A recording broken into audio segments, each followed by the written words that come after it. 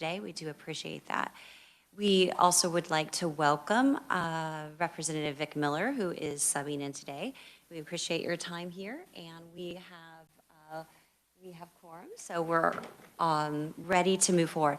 I also want to let the membership of our committee, as well as those in the audience, know that because of the nature and the scope of the audits that we are looking at today, we may or may not be on time. So that's going to be kind of my prerogative to either cut discussion off and ask that to be taken offline or another time, or to expand on the discussion. So I just want to let you know that we could be completely off target in our timing, or we could be on time.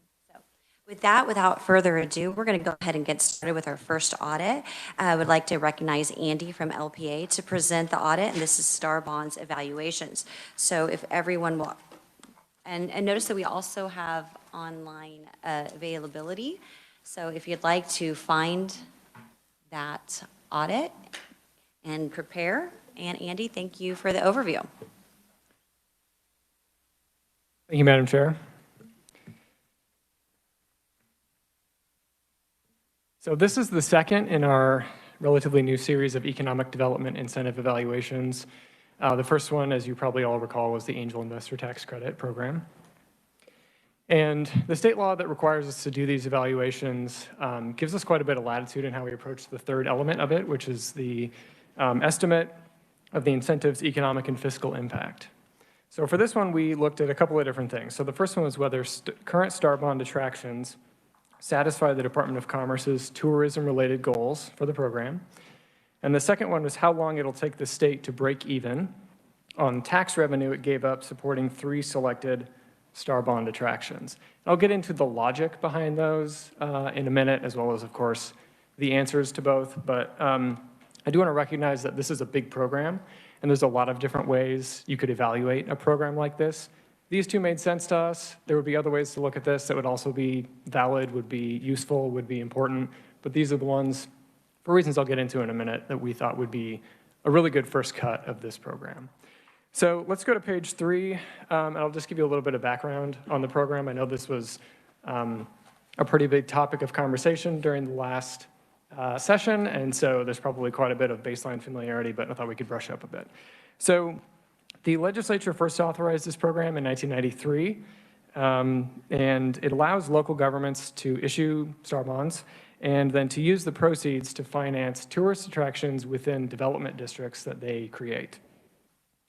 The Star Bond proceeds can be used to help finance property acquisition, site preparation, infrastructure costs, and then the Department of Revenue uses part of the state and local tax revenue that's generated by businesses within the district to repay the bonds. Star Bonds are generally required by state law to be retired in 20 years, and after that point, the state and local governments start collecting the full amount of sales tax revenue that they're owed by the businesses in the district. If you go down to the bottom of page 3, you'll see kind of the scope of this program. So between 1993 and November of 2020, which is when we looked at the data, about $1.1 billion in Star Bonds have been issued.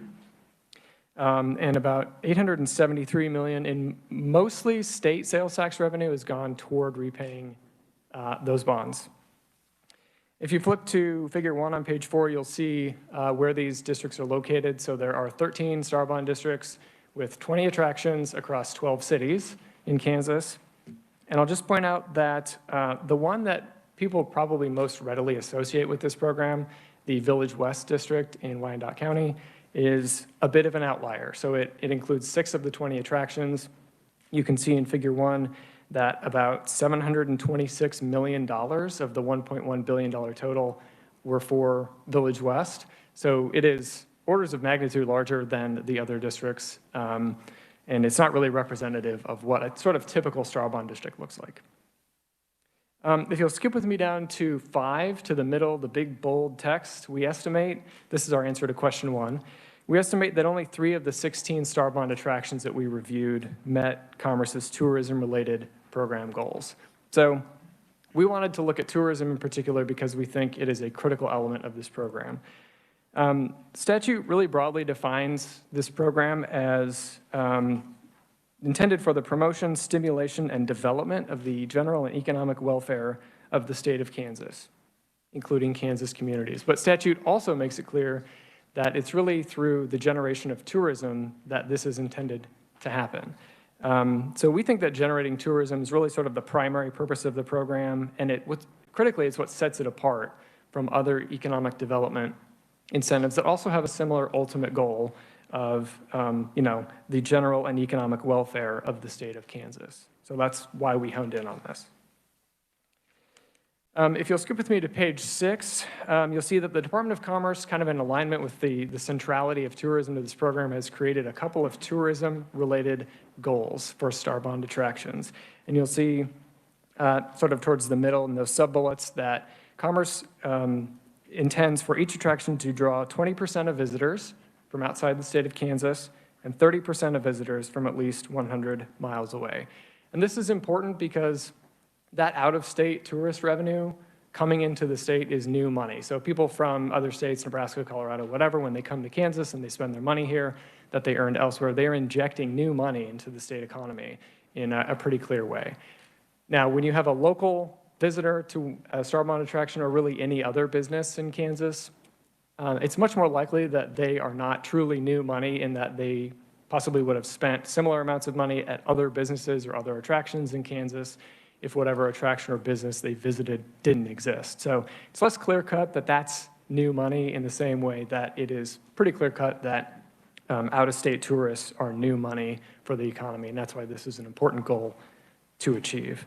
So you'll see on 6, 7, and spilling a bit onto the top of page 8 that Commerce didn't have data available for us to look at that was comprehensive, reliable, objective. So we went with a company called Streetlight. We used their data, which we found to be reliable for particularly getting out the proportions of visitors to star bond attractions who are from out of state and 100 miles away, which are really the goals that we were attempting to review.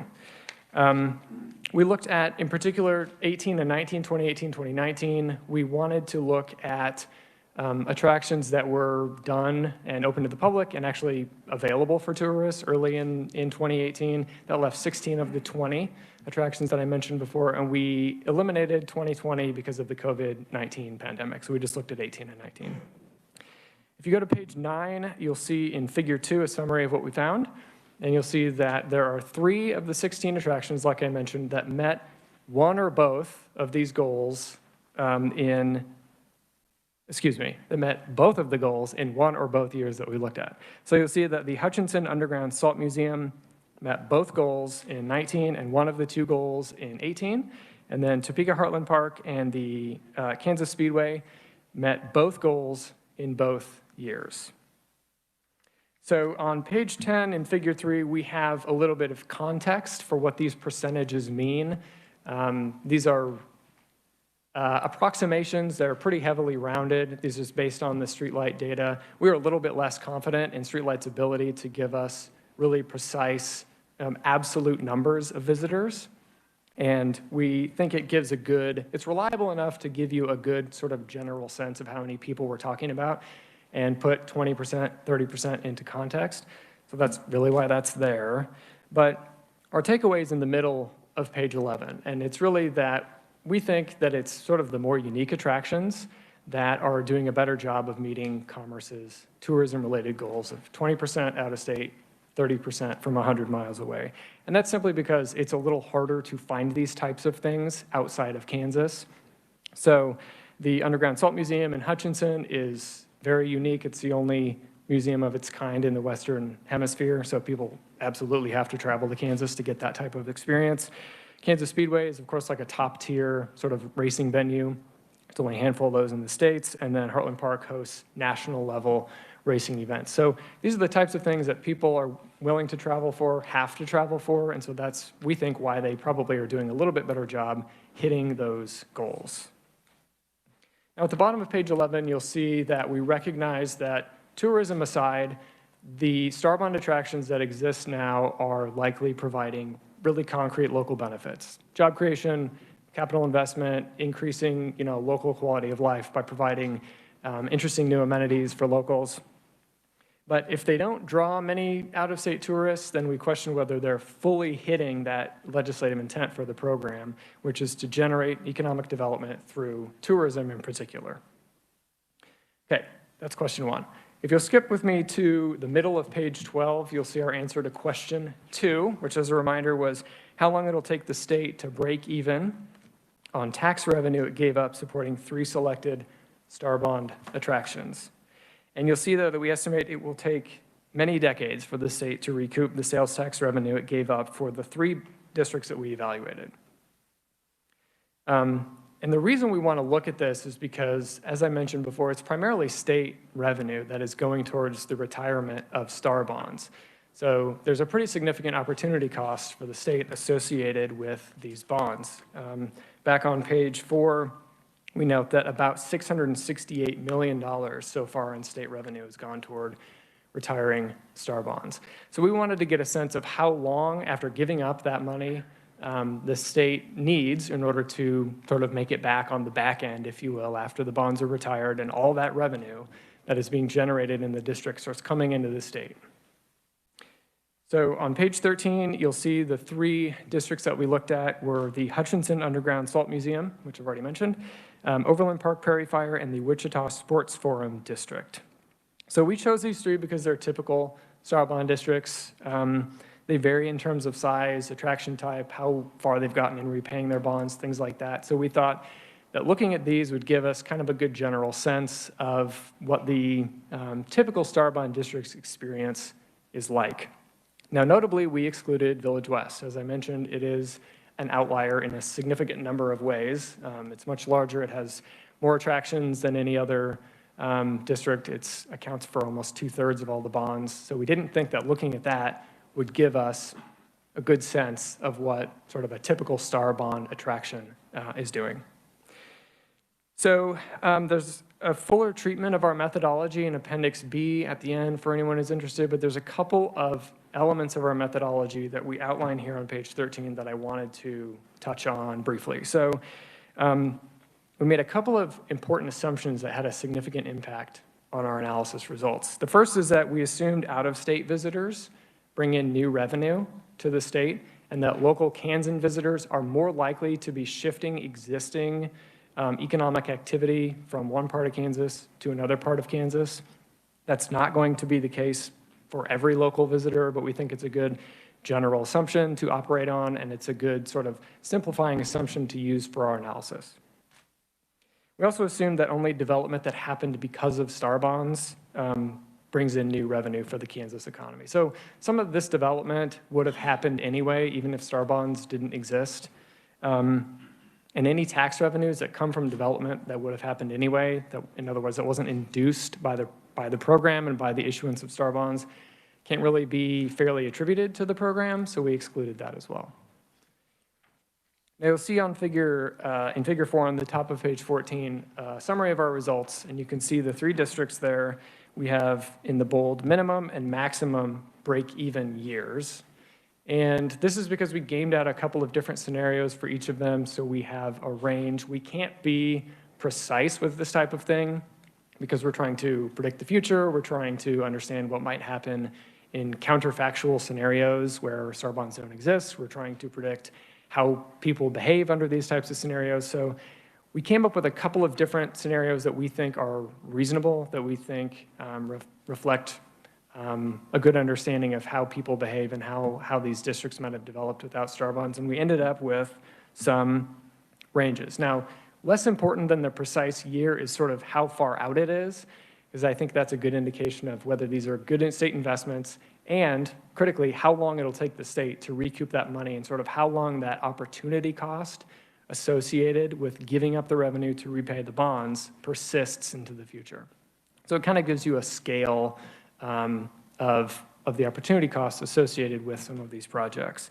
Wichita Sports Forum is the closest in, and Hutchinson Underground Salt Museum is by far the furthest out of the 3 that we looked at. But again, these are sort of general estimates that give you a sense of the scale of what the state's giving up and how long it'll take to recoup that. 14, 15, 16, and 17, we have maps of the districts. We have a little bit more detail on, how we came to the conclusions that we did, what was sort of driving the results for each of these districts. We looked at all of them in a slightly different way based on the realities on the ground in these different places. So that's available there. But then I'd like to skip forward actually to the bottom of 19 where we have our recommendations, and we had a couple that came out of this. So the first is that we thought the Department of Commerce should use Star Bond District's visitation data to evaluate whether the Star Bonds financing program is meeting its goals, and then use that information to shape future decisions about which attractions to approve. On the top of page 20, we also have a recommendation for legislative consideration. So we thought the legislature should consider amending statute to clarify the Star Bonds financing program's goals. This might include like specific benchmarks for, out-of-state tourism or any other particular things that the legislature would like to see from this program. It also might include broadening its purpose to support using it for primarily local amenities. As I said, a lot of these are not successfully meeting Commerce's goals. They function sort of as local amenities, primarily because they're primarily drawing Kansans, and if the legislature is fine with that as the use of this program, it may want to consider making that more explicit in state law. So with that, I'll answer any questions. All right, thank you, Andy. We appreciate the overview, and so now I'd like to open up to our LPA committee for questions to Andy. Representative Barker. Thank you. Good report. Don't like the contents, but you did a good job evaluating. I've got one question on page 14. Under figure 4, it says, was the district likely to develop without the Star Bonds financing? And on each of these, you have yes. How did you come to that conclusion? There's a few different ways. So as I said, we kind of tailored our analysis to each of the different districts.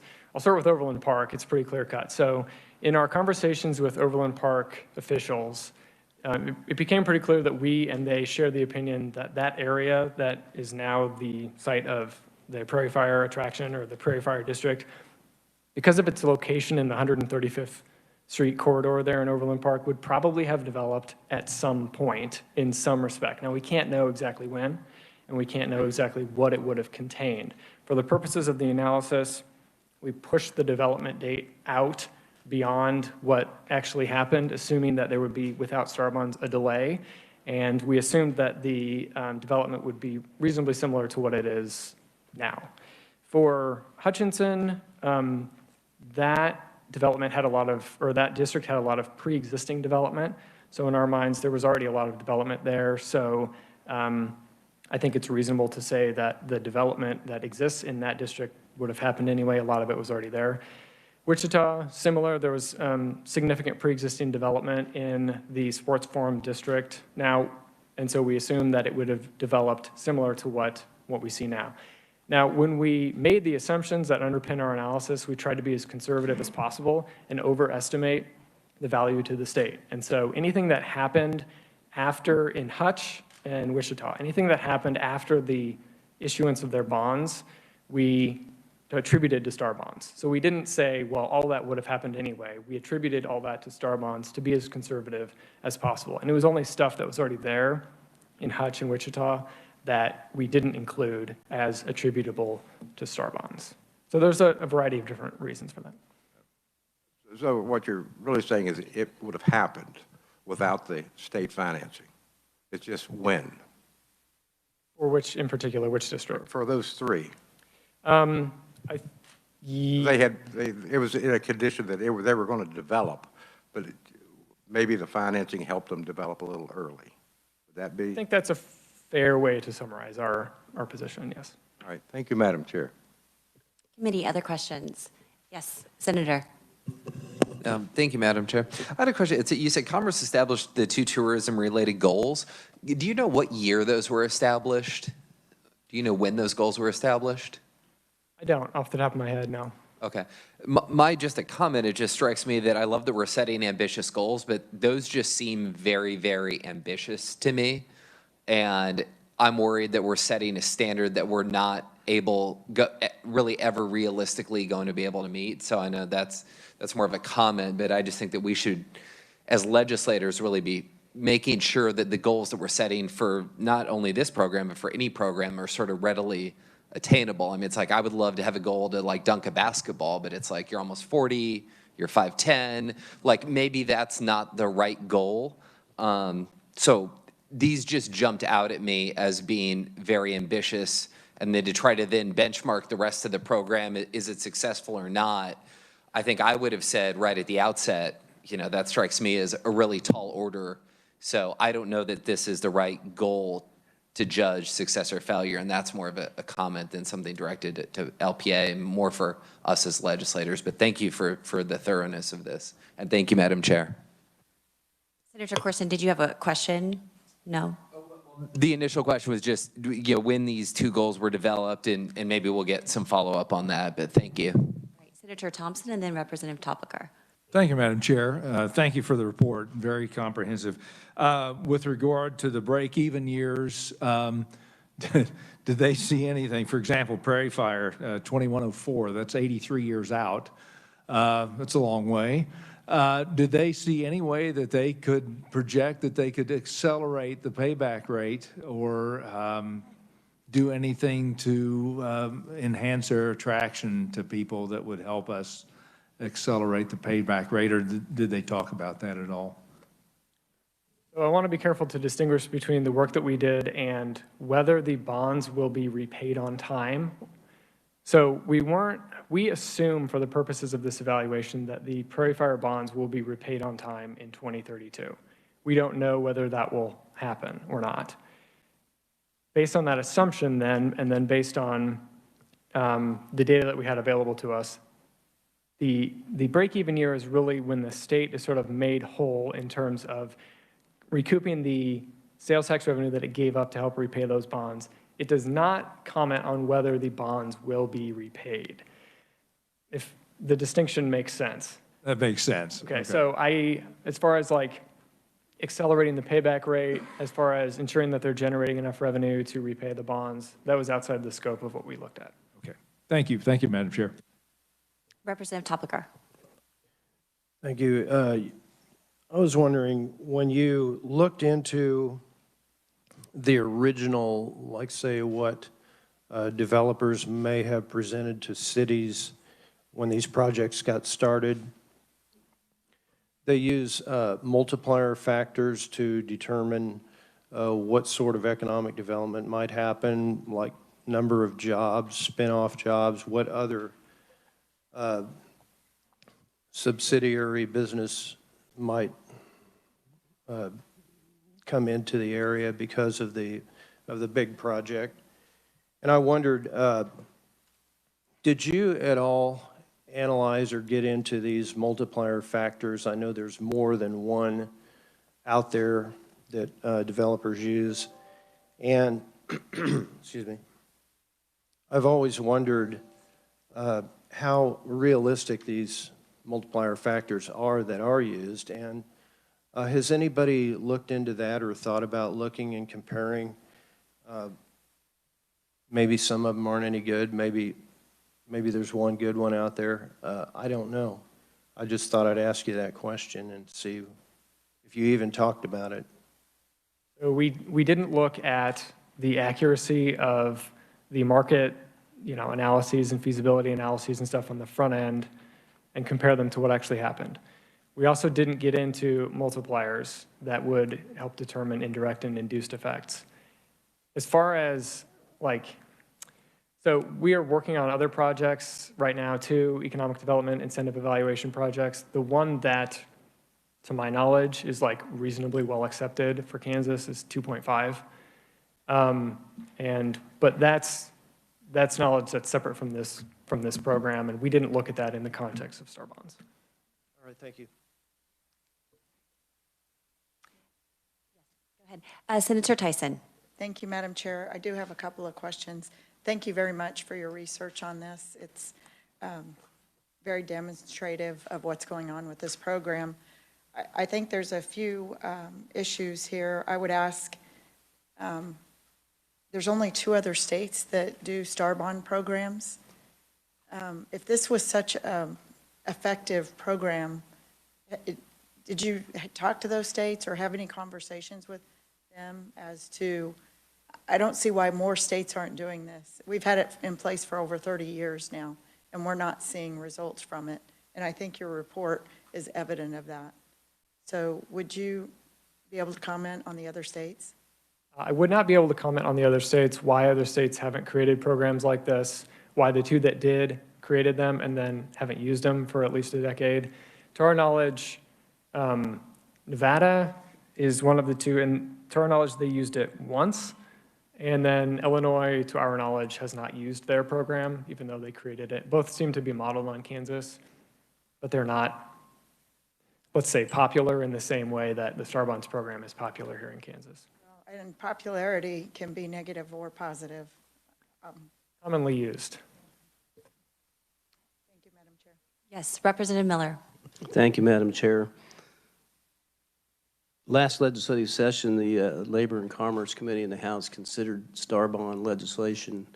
A 2-part question: what was the fate of that legislation? And 2, how did the recommendations from that bill overlay with the recommendations today? Thank you.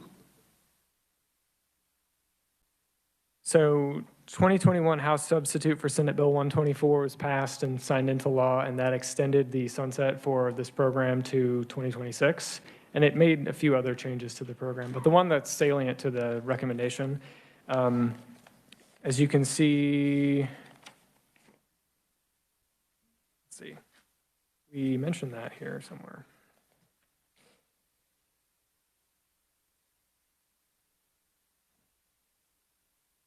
Well, I can help you out just a little bit since I served on Commerce Committee. But one of the things that was updated in the legislation would be that when you, all the reporting, more transparency in the reporting, that was one thing.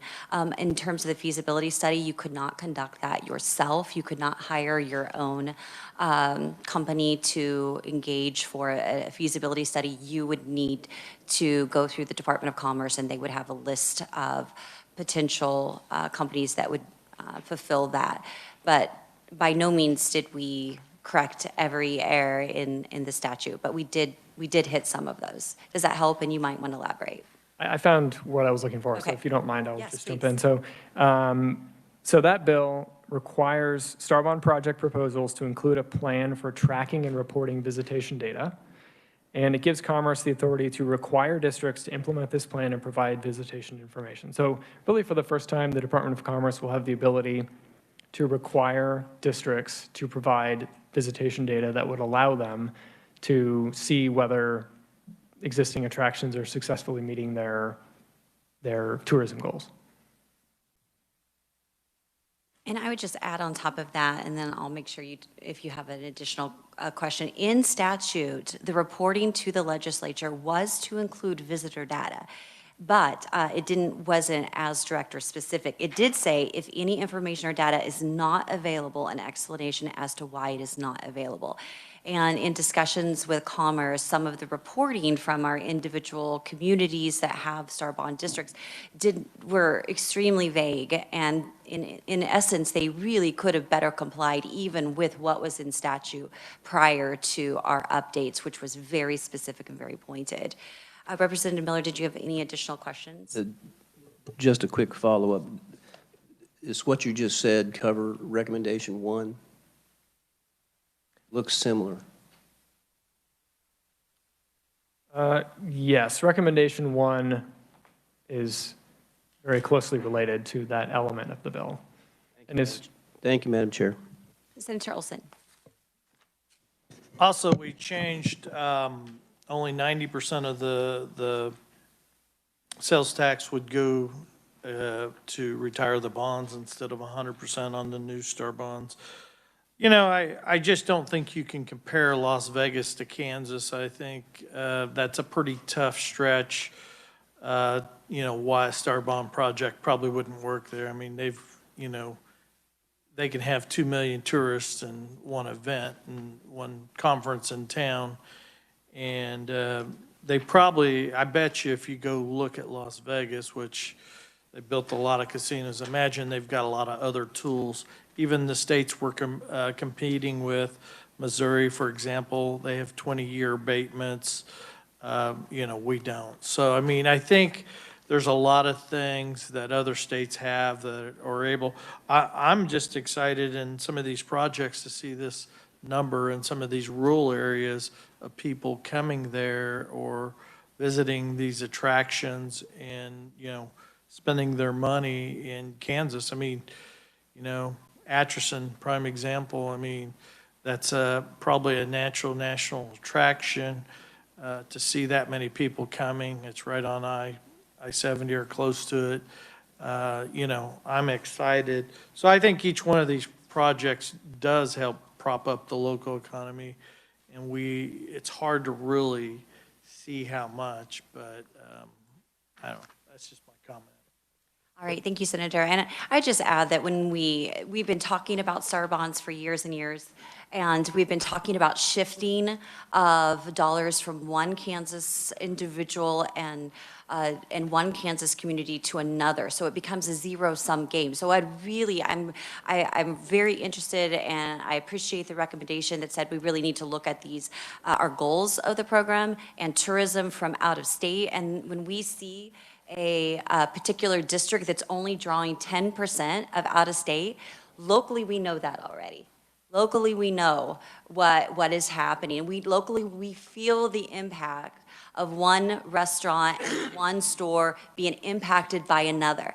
In fact, one individual reported to me, my biggest competitor is the state of Kansas and the city of Wichita. We don't want to hear that. We don't want to hear that an individual's biggest competitor is the state of Kansas and the city of Wichita. So, Senator Tyson.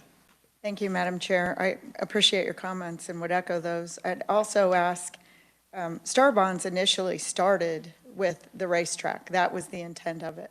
And it has gone way before. We're looking at theaters. We're looking at furniture stores. We're looking at car dealerships. Those are not the items that bring people tourism in. So it's way past the scope of the legislation. And I would go back to the chairman's comments on tracking the visitors. It appears that the Commerce Department has failed on this effort because we all know with the technology today, they could easily geofence an event and get a very good approximation of who came in from out of state or what locations. The technology is there to track this. And to ask for an RFP without going ahead and doing the tracking, they've neglected to fulfill obligations that are in statute, and it's quite a disappointment to see that in this report. Not your report, your data, but their providing of that information to the legislature. Thank you. Thank you, Madam Chair. Yes, Representative Topliger. Yes, excuse me. This is not a joke, but we did one governmental study. I don't remember when it was, where it was, but we tracked visitors and the number of visitors, and it turned out they were counting going in and going out as two visitors, one person going in and out. And I just wondered, did you look into the exact way that these visitors were counted in your analysis? So do you mean the streetlight data that we use for our analysis, or the any of it, either one? How these different entities reported, exactly how they reported their count. Did you dig into that? So for the attractions, we have a general understanding for a few of them, primarily the ones that require tickets to enter. Others, we don't know how they are coming up with the numbers that they are self-reporting to the Department of Commerce, which of course not all of them are. For the streetlight data that we looked at, they use cell phone tracking and vehicle GPS location data that is statistically representative of the United States and Canadian populations and the distribution of those populations. So we're confident that it's a reliable estimate of where people are coming from. Okay, bottom line, we don't want to count one visitor twice when they only visited once. Thank you. Yep, and that does become difficult when you're trying to figure out how to track and do so accurately. If there aren't any other questions for Andy, I'll close with one, and before we move to the next part, which were the responses that were provided. And so we want to give everybody an opportunity to ask questions of the Department of Commerce. I think we have Robert North here today, and then we may have the city manager of Overland Park. So my question is, I want to bring everybody's attention to the Appendix B, which was on page 30, which was the break-even methodology, and specifically kind of highlight some of your findings on the fiscal impact, which would be the revenues that the state of Kansas lost, and those are found on page 32. For example, in Hutchinson, the study estimates that the state lost about $4 million between 2007 and 2013. For Wichita, between 4 and 6 million, and for Overland Park, between 18 and 29 million. So I know that you outline your methodology, but if you could kind of compare that specifically with page 14 and maybe give us a summary of that methodology and how those numbers were derived. Okay, so for each it's different. So we have a different analysis, a tailored methodology for each based on the realities of them. So Hutchinson pre-existed the baseline requirement in statute. So in 2007, starting in 2007, statute requires that tax revenue that was being collected in the district in the year prior to the issuance of the bonds would keep coming to the state and the local government. So the Hutch district was created prior to 2007. So any of that revenue that was already coming in is lost. At that point, it stopped coming into the state. So that's where that $4 million comes from. For Wichita, that was created after the baseline requirement, but the baseline was never adjusted for inflation over time. And so over time, obviously, the value of the baseline erodes. And since we're talking about relatively long time horizons, i.e. about 20 years to repay these bonds, our estimate is that the state will lose about $4 to $6 million from inflation alone from Wichita. So the baseline was there. To our knowledge, it's being collected in terms of the amount that was there that was being collected prior to the bond issuance, but it was never adjusted for inflation.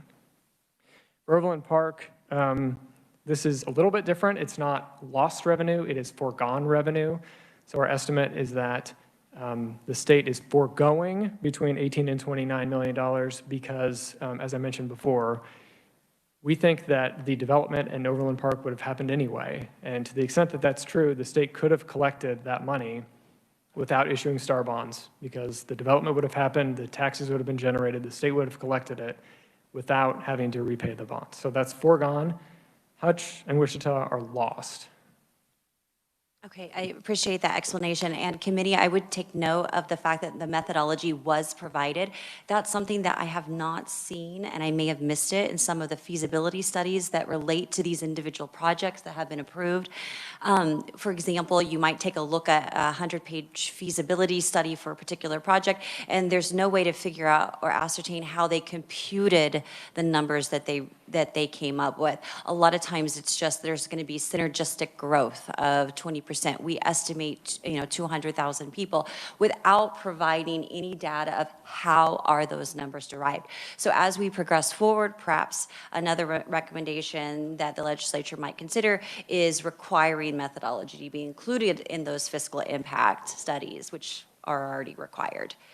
If there aren't any further questions for Andy, thank you very much for the work that you've done. And committee, if you have other questions, further questions, please reach out to Andy or to Justin. And also please share this with other members on your caucus as well as your commerce specifically. But we're not finished with star bonds. Thank you, Andy. We're going to move to responses, and we have officials from the following agencies. Department of Commerce, and Bob North is here. And Overland Park, do we have the city manager here, Bill Ebel, or anyone from Overland Park? No, okay. Well, just to know in the report, the responses are written and are available, but anticipating that there might be questions, Bob, would you like to go ahead and take the witness stand? Thank you. And then I will open it up to the committee for questions for Bob. Thank you for being here. Good morning, everyone. I'm Bob North, Chief Counsel, Kansas Department of Commerce, and I assume you've looked through or had the opportunity to look through the response, and I'm happy to try to answer any questions that you've got. Yes, Representative Gardner. Thank you, Madam Chair. Bob, thank you for being here. And a quick summary, if you can, would you lay out the opposition or some of the key components that in your letter back to LPA that you question maybe some of the methodology, et cetera? Sure. There were assumptions that were made that we disagree with, but there was some commonality too, okay? So we understand visitor tracking is important, and it's been an issue that we've been working on for years. It's not simple. I think everyone, post-audit would acknowledge that. There's no single mechanism that is going to accurately track everybody that comes in and out of a star bond attraction. And in particular with this audit, Streetlight was the vendor that was used. There are other vendors that might track differently. There are vendors that are specific to sporting events and the NASCAR track and the Wichita Sports Forum. Streetlight's primarily used for tracking transportation-related activity. So that's one thing. The other thing is all of these systems are going to lose 20–25% of the visitors. There are a certain segment of our population, demographically, age-wise, that don't use smartphones. And if you look at the star bond attractions, there are a number of museums, and we can think about who goes to museums more frequently, perhaps. And then there's a lot of youth sports-centered attractions, including the Wichita Sports Forum, and there might be one adult with a van full of 12-year-old soccer players, and so there might be 10 visitors there, and maybe one of them gets tracked because they have their smartphone on, whereas us parents tell our kids, don't take your smartphones into the basketball gym, or don't take your smartphones into the soccer field. So there are flaws and inadequacies in tracking visitorship. We recognize it. I think post-audit recognized it. We were talking about Senate Bill 124 a little bit ago, and it's got some requirements that the feasibility studies are now going to be the Department of Commerce's feasibility studies. So the vendor providing that feasibility study is not going to be beholden to the developer. They're going to be beholden to the state of Kansas and the Department of Commerce. And we expect that and anticipate that's going to increase the accuracy of those visitation studies. Also in Senate Bill 124 is a requirement that cities, as part of their project plan, have to submit a plan to track visitorship. So with every project, we're going to get to evaluate and possibly negotiate with the city on how it intends to track visitors to that particular attraction. And they're all different. If you're a museum and you've got somebody at a desk there, they can write down the name and address of everybody that walks in the door. If you've got 10 million people at Village West, you can't do that, right? So each attraction is different. Each poses its own challenges. We acknowledge those challenges and look forward to working on ways to get you better information on visitors and also to help us inform our decisions about projects going forward. So Senator, that's one item. I guess another item I want to comment on is this perspective of, well, the district would have developed anyway. So the goal of Star Bonds is to create attractions that otherwise would not be here in Kansas, right? We've got lots of tools to recruit businesses and do other types of development, but Star Bonds are intended to develop attractions. So the fact that 135th and Knoll would have developed anyway with mixed use or multifamily or what have you, that's not the point of Star Bonds.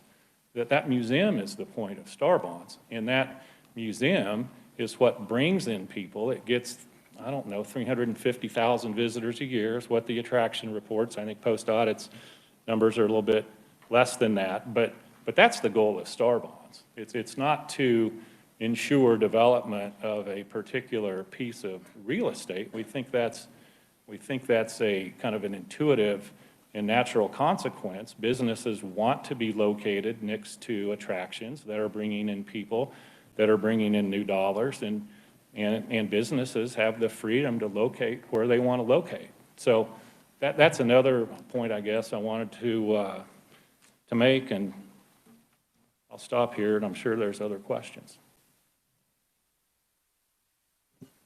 Thank you, Madam Chair. Just one follow-up. The reasoning, we passed legislation, what was it, 2 years ago to evaluate the economic incentives that we have in the state, and then to come back and make recommendations. I see this as the first step, of course, doing the LPA. I guess my question is, their second recommendation, which the chair has already spoken to, consists of recommendations on benchmarks, goals and objectives, et cetera, which I think ought to be done for every economic incentive. But I guess my question is the Commerce Department ready and willing to work with the Commerce Committee in the House and the Senate to formulate in statute goals, objectives, and benchmarks so that going forward we have something in statute that we can see and look at to make sure an economic incentive is really doing its job, or do we need to change it? Of course, the Star Bond Act has been amended, modified, strengthened over the past 15, 16, 17 years. Really, LPA did a study in 2004 that resulted in significant changes to the Star Bond Act. It's visited almost every year by the legislature. I think it continues to improve. I think oversight improves. I think any number of improvements are made on an annual basis. And yes, we're interested, of course, in having a program that is successful. Kansas right now has about 50,000 job openings, and there are about 30,000 people on unemployment. So we don't have enough people. And we want to keep the young people that graduate from our universities. We want to keep people in the state. We want more people to come to the state so we can fill our jobs. And quality of life and these kind of attractions are important to young people. They may not love the museums. They may be soccer fans. Maybe they've got kids that are active in youth sports. Maybe they want to go to a water park.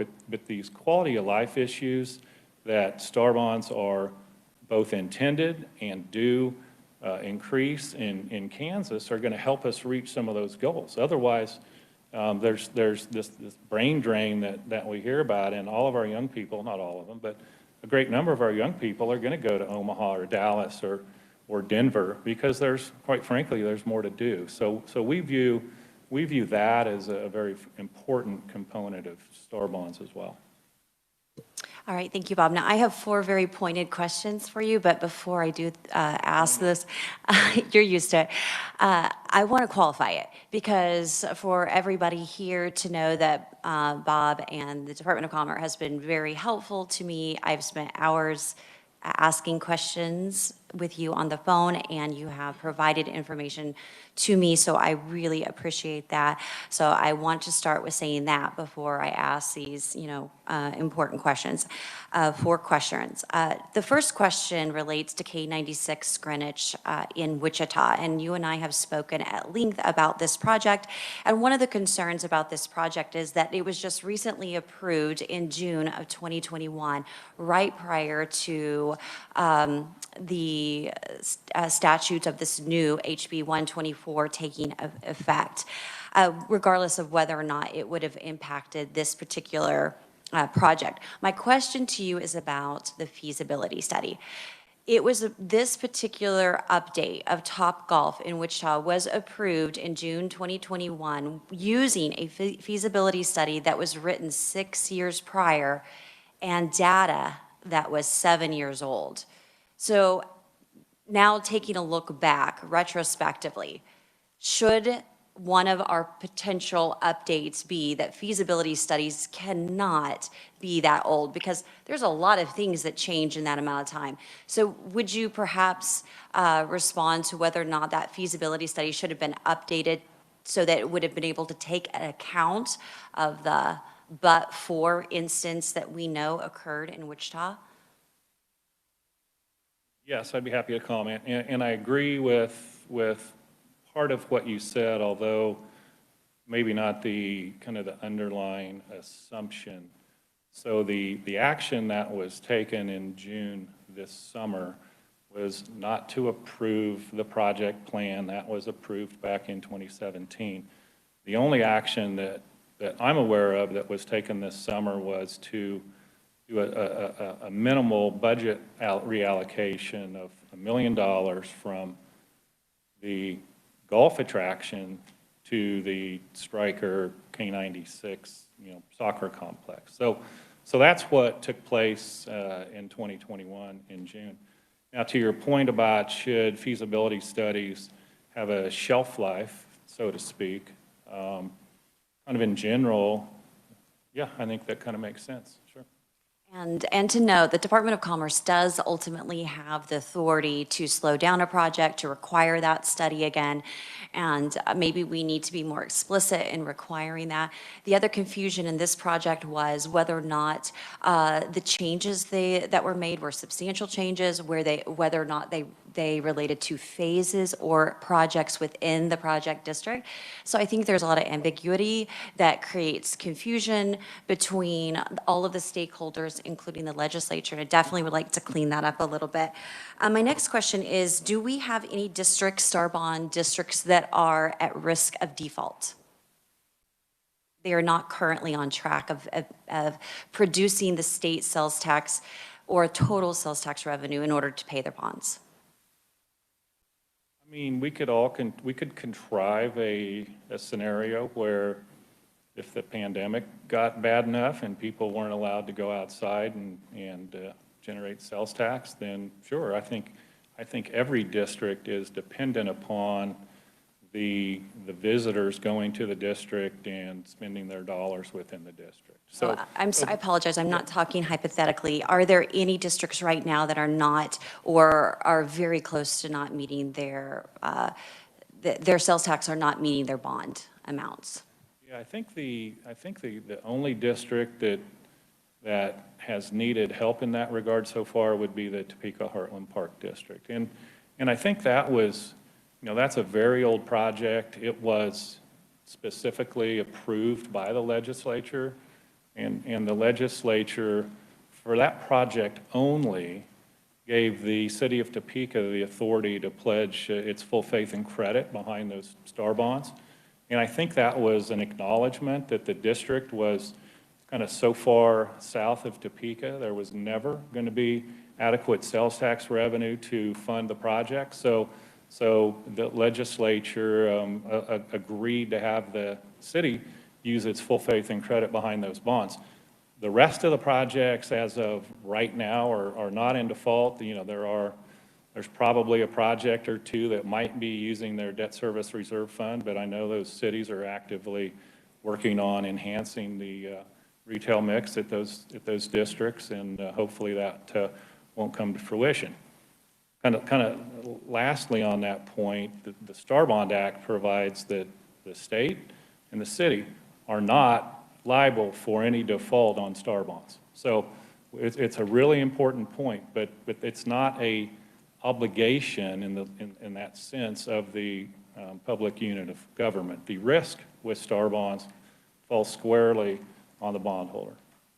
Okay, to know on that they can default on their loan, but in doing so, they reduce their bond rating, and in doing so, that it could potentially increase the cost of any other project that they might take on in a community, thus increasing the tax burden to those taxpayers in that jurisdiction.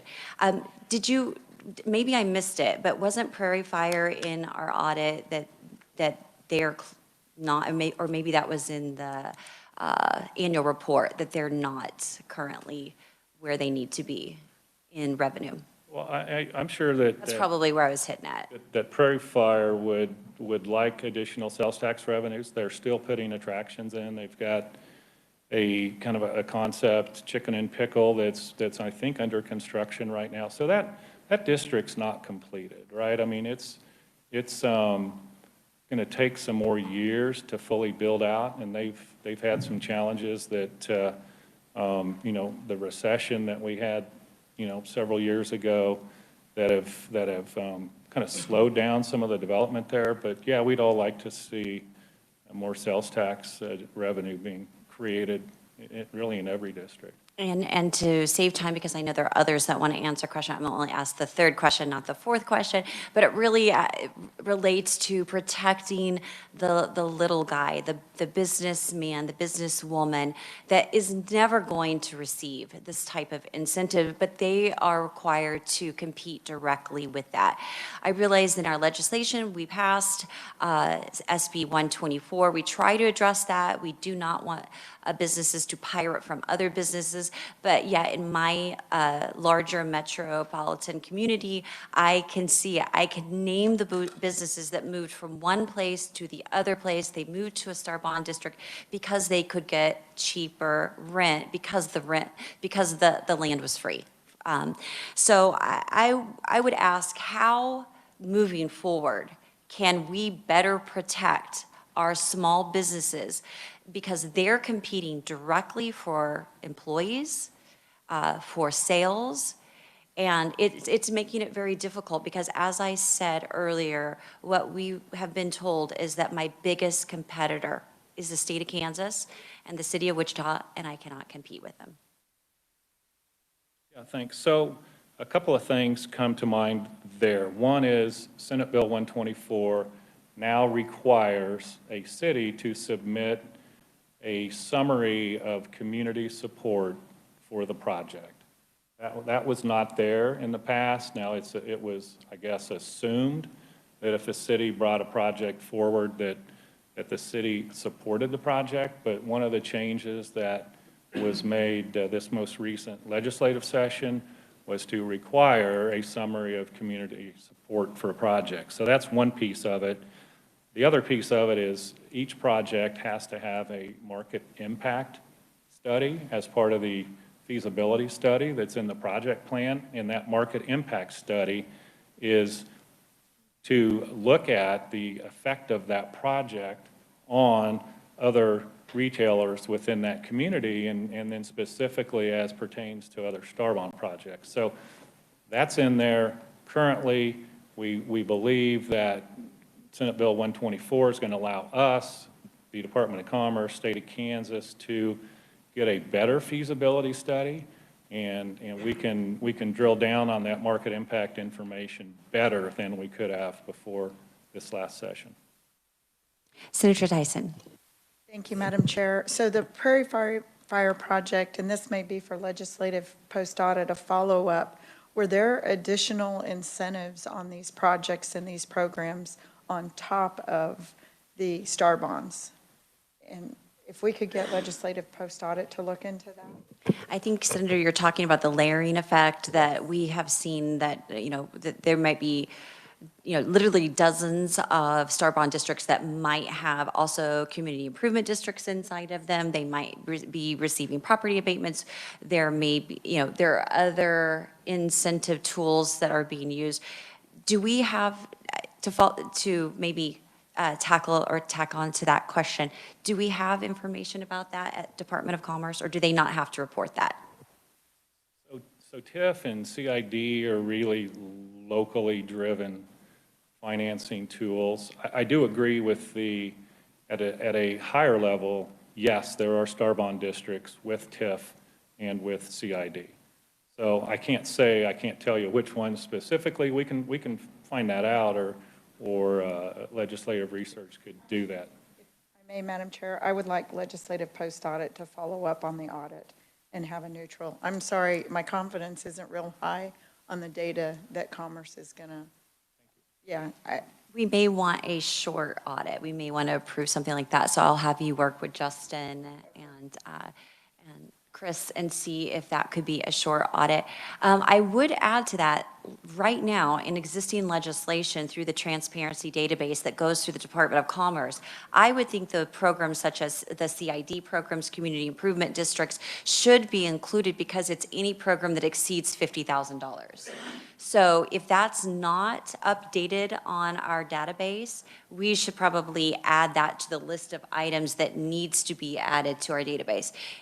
If we had that, any one of us could go to any particular business, developer, community, and county, and find out that information. So I'm hoping that that will be updated. if I may, Madam Chair, that's not a reflection on you, Mr. North. I know you do an excellent job. I just, one of the items that the questions was asked also, it was announced that one of the companies that did develop under STAR bonds is getting ready to sell their facility. So they just get the profit. There's nothing that comes back to the state. They got the land, whatever else came with a $165 million STAR bond, and they've announced that they're selling their facility. What repercussions or recourse does the state have in order to benefit from that company? I'm not familiar with the specifics of that situation, but Well, I'll just tell you, Cerner announced they're selling their KCK complex, and part of their building was STAR bonds. Their office building was built with STAR bonds. actually, STAR bonds went into the soccer stadium and not into the office buildings. We were told the office complex too, so if you could. Yeah, no, I mean, the state we had some of our traditional job creation incentives went to Cerner for that project, and to the extent that there are clawbacks available to us, we intend on clawing back any dollars from Cerner that we can. Madam Chair, that would be a request also from researcher as to what that information is in those clawbacks. And I just had one last comment. I understand the idea of the fact of a scope, if a feasibility study is old, but we shouldn't have to legislate good management or good policy. If we're trying to chase that, we can never get ahead of that. That's like the President of the United States giving away $85 billion in military equipment. We shouldn't have to legislate that does not happen, that it cannot be given to the enemy.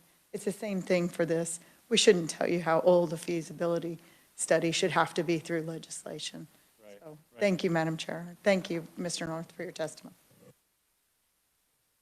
Okay, as with all studies, we do not want them to just sit on the shelf, collect dust, and not be applied. So my challenge to the committee would be that you take a look at the study again, and any ideas that stood out to you, would you send them to Justin or myself? Because I'd like to collect them, and I'm sure some of our members, they might be on Commerce and would like to use some of your good ideas, your takeaways from this. So if you wouldn't mind doing that. In terms of the requests made by Senator Tyson, I'd ask that Justin and Chris, if you would talk to Senator offline and figure out what we can do, how we should best move forward if a follow-up is necessary for this. And in terms of the Department of Commerce, if you're hearing specific questions that you think you can address and you would like to provide the answers to the entire community or committee, then you can provide that again through Justin or myself, and we'll make sure that the membership gets that.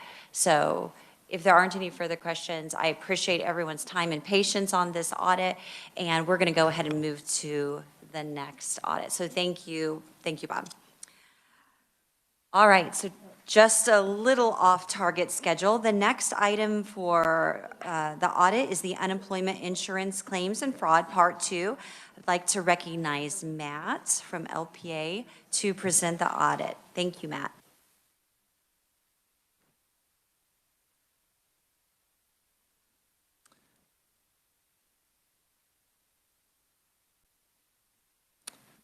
Hi, thank you, Madam Chair, members of the committee. My name is Matt Edsel. I'll be presenting the results of our audit looking at the Department of Labor's response to unemployment claims processing during the COVID-19 pandemic. Just as a quick note, Matthew Fahrenbrook, Kate Graber, and Amanda Schlumberger were team members on this audit, and Chris Clark was the audit manager. As a reminder, this is part 2 of a 2-part audit. We presented part 1 in February of this year. Part 1 focused on what kind of unemployment fraud schemes were occurring in Kansas during the pandemic. And it also included a preliminary estimate of how much unemployment fraud could have occurred in Kansas in 2020. Part 2 of the audit, which is what I'm presenting today, focuses on the main causes for delays in claims processing in Kansas during the pandemic. It also includes an updated fraud estimate. So that's what I'll be covering today. But before I jump into the findings, just a quick refresher on the state's unemployment program and some of those temporary federal unemployment programs. The Kansas Department of Labor oversees the state's regular unemployment insurance program. Regular unemployment insurance gives financial assistance to people that lost their job for certain qualifying reasons. Traditionally, regular unemployment benefits are funded by employers. Those funds are deposited and kept in the state's unemployment trust fund. In 2020, the federal government created temporary unemployment insurance programs to help people who lost their job because of COVID-19. These federal programs, are entirely funded with federal CARES Act funds, so they do not impact the state's unemployment trust fund. These programs are temporary, and they are set to expire this September. As I'm sure you're aware, there were significant delays in claims processing during the pandemic, which caused delays in people getting their unemployment benefits. That was true nationally as well as in Kansas. Our main objective for this audit was to determine kind of what were the main causes for those delays in Kansas during the pandemic. What we found kind of at a high level was that it was really a combination of 3 things. Rapid changes to the state's unemployment program, historically high unemployment claims, and an ill-equipped computer processing system. And I'll walk you through each of those findings in more detail, starting with the state's computer processing system, which begins on page 5 of the report.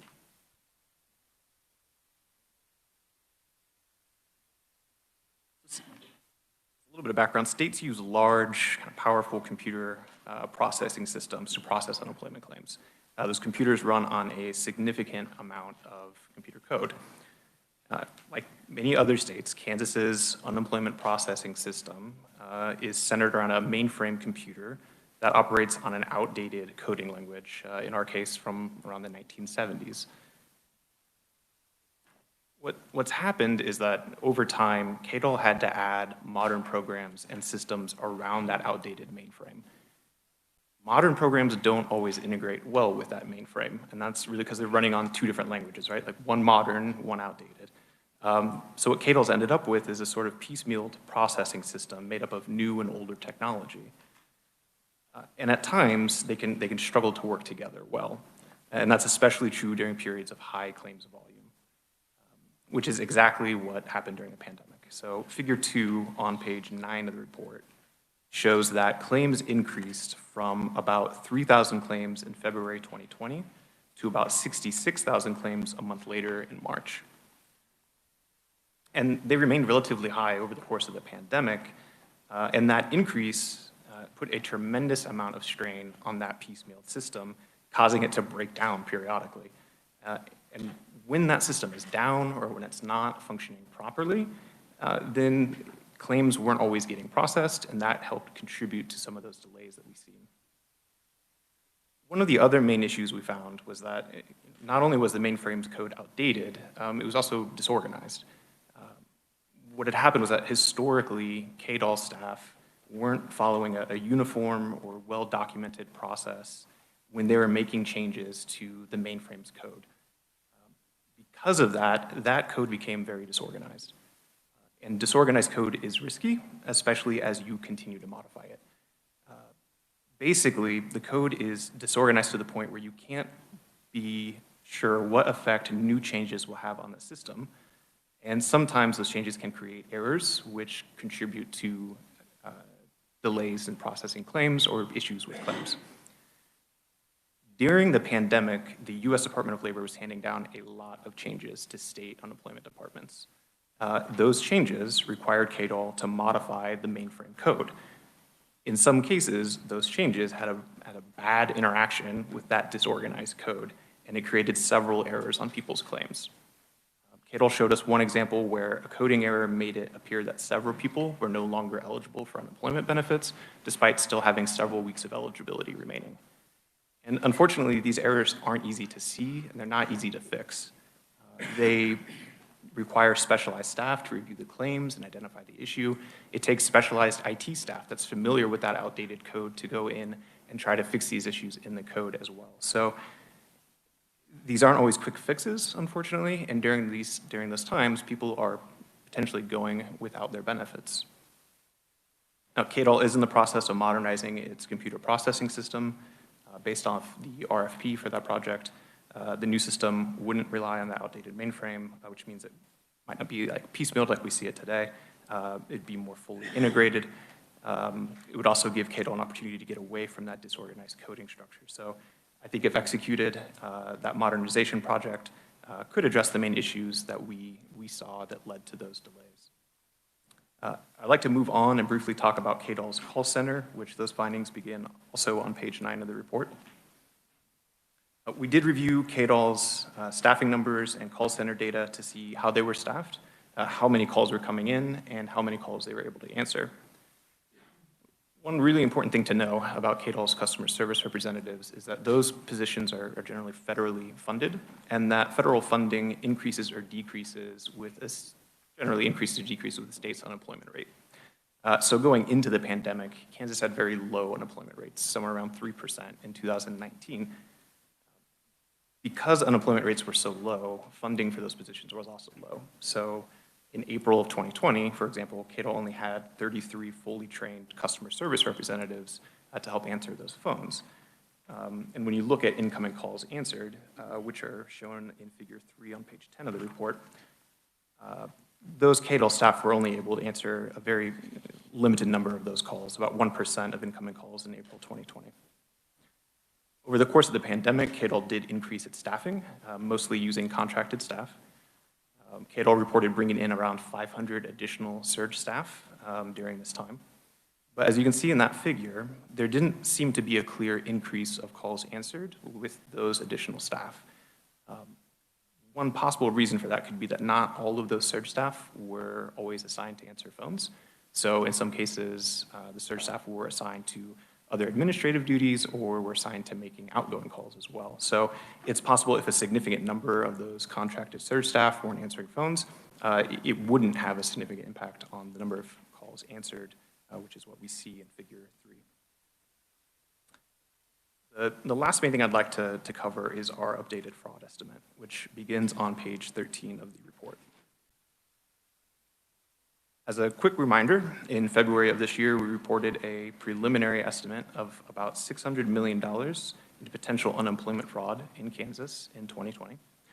That was a very high-level estimate with the intent of providing some idea of how much fraud was occurring while we continued to work through KDOL's claims data to come up with a more accurate, more detailed estimate, which is what I'm going to be presenting now. For this estimate, we use something called a neural network, which is a form of machine learning, to help us identify suspicious claims that could be instances of fraud.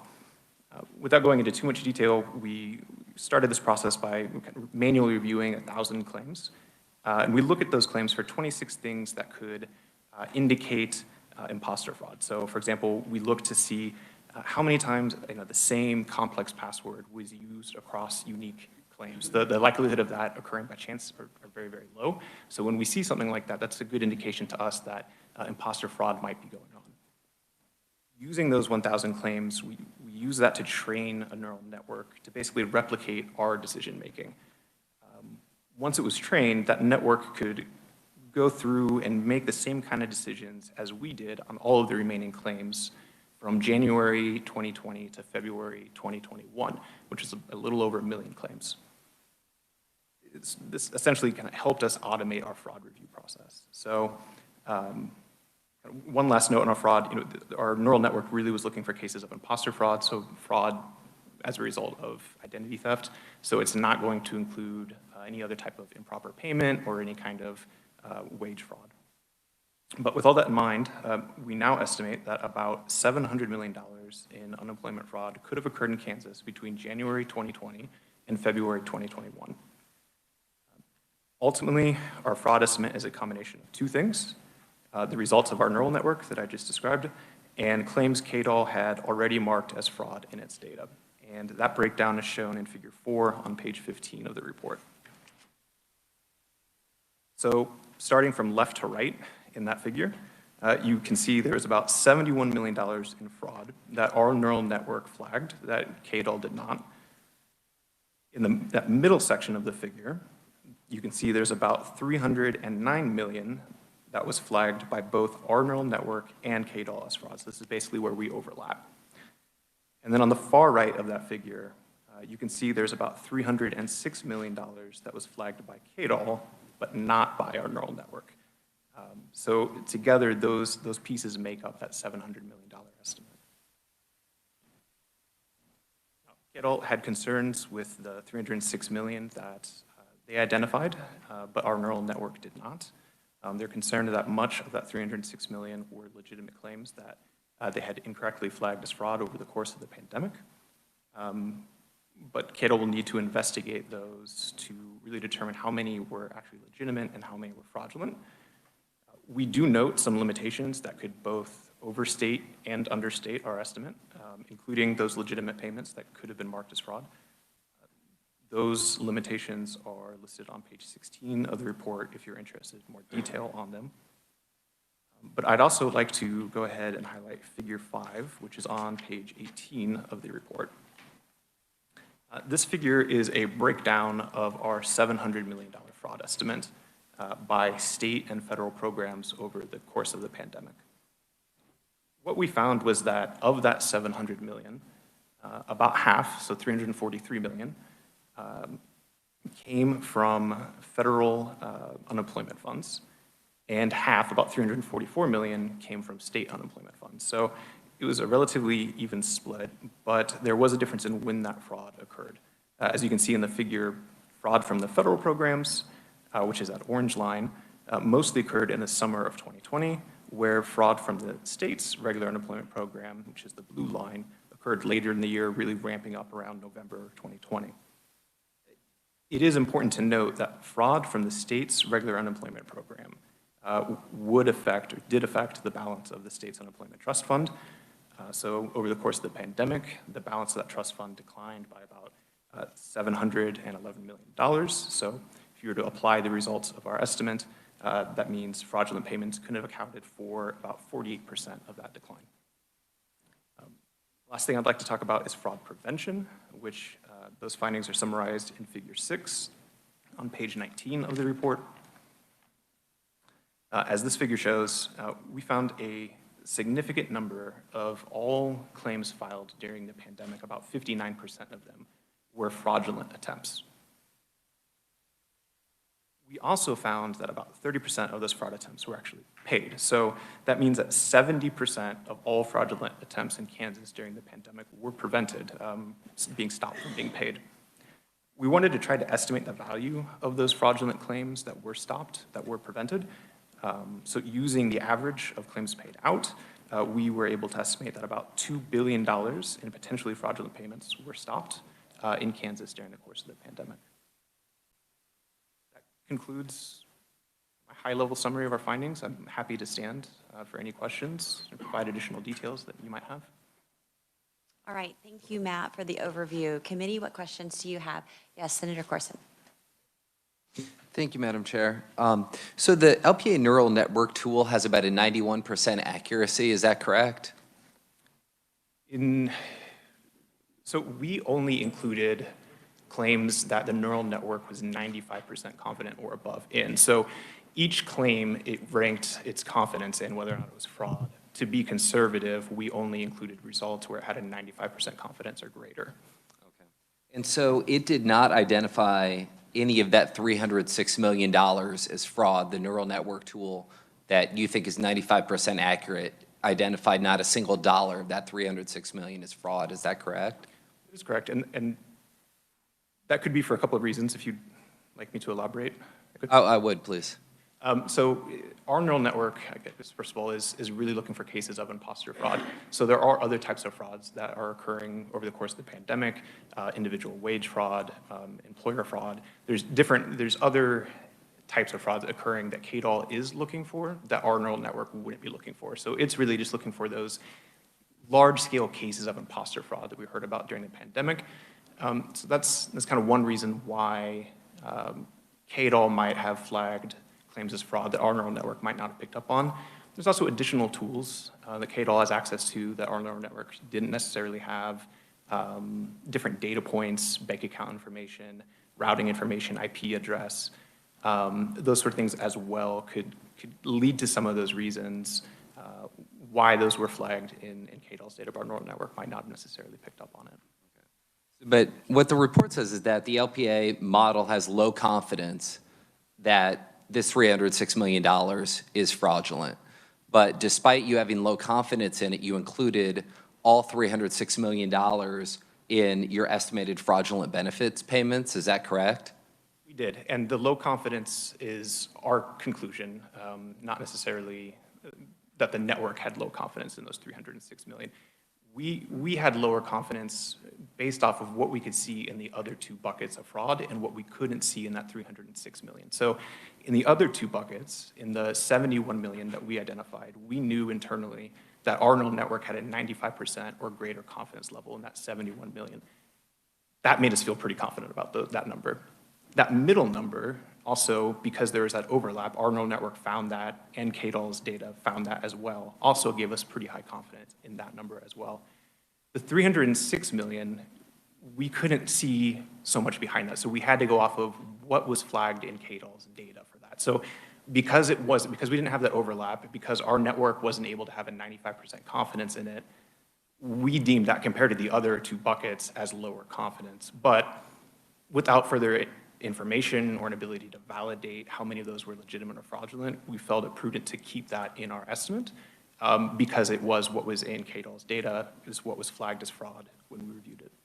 And then my last, what's going to be printed in the paper tomorrow is the $700 million, because that's going to include this $306 million that you have low confidence in. You've included 100% of that, not a fraction of it, not 50% of it, not 30% of it. You included 100%. So the papers are going to say $700 million, and that number is not even right. If you add up 700 plus 309 plus 306, it's $686 million. Is that correct?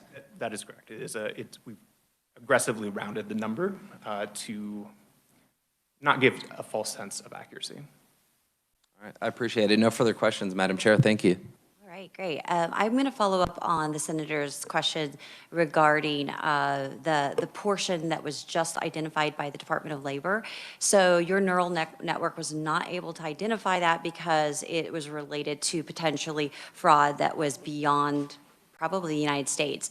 I think when we're talking about routing numbers, shifting money from one location to overseas accounts, we know that it's been reported nationally that at least $38 billion of fraud left the United States.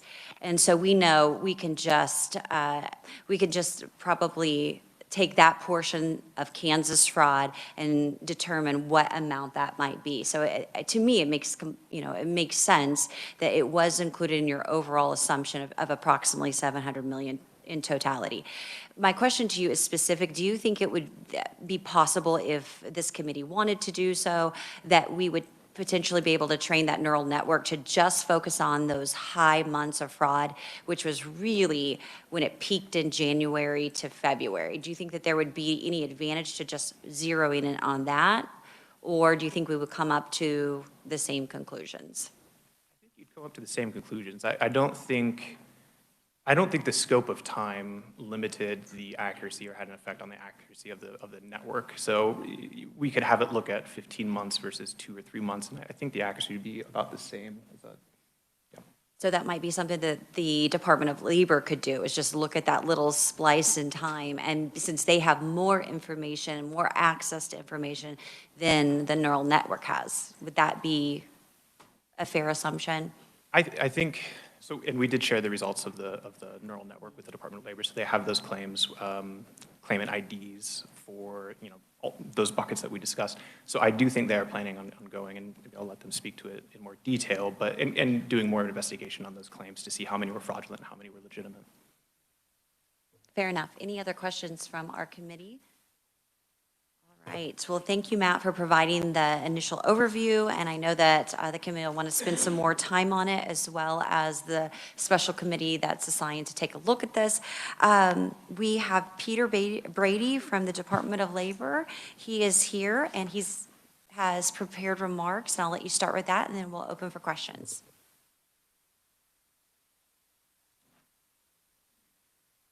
Okay, thank you, Madam Chair and members of the committee.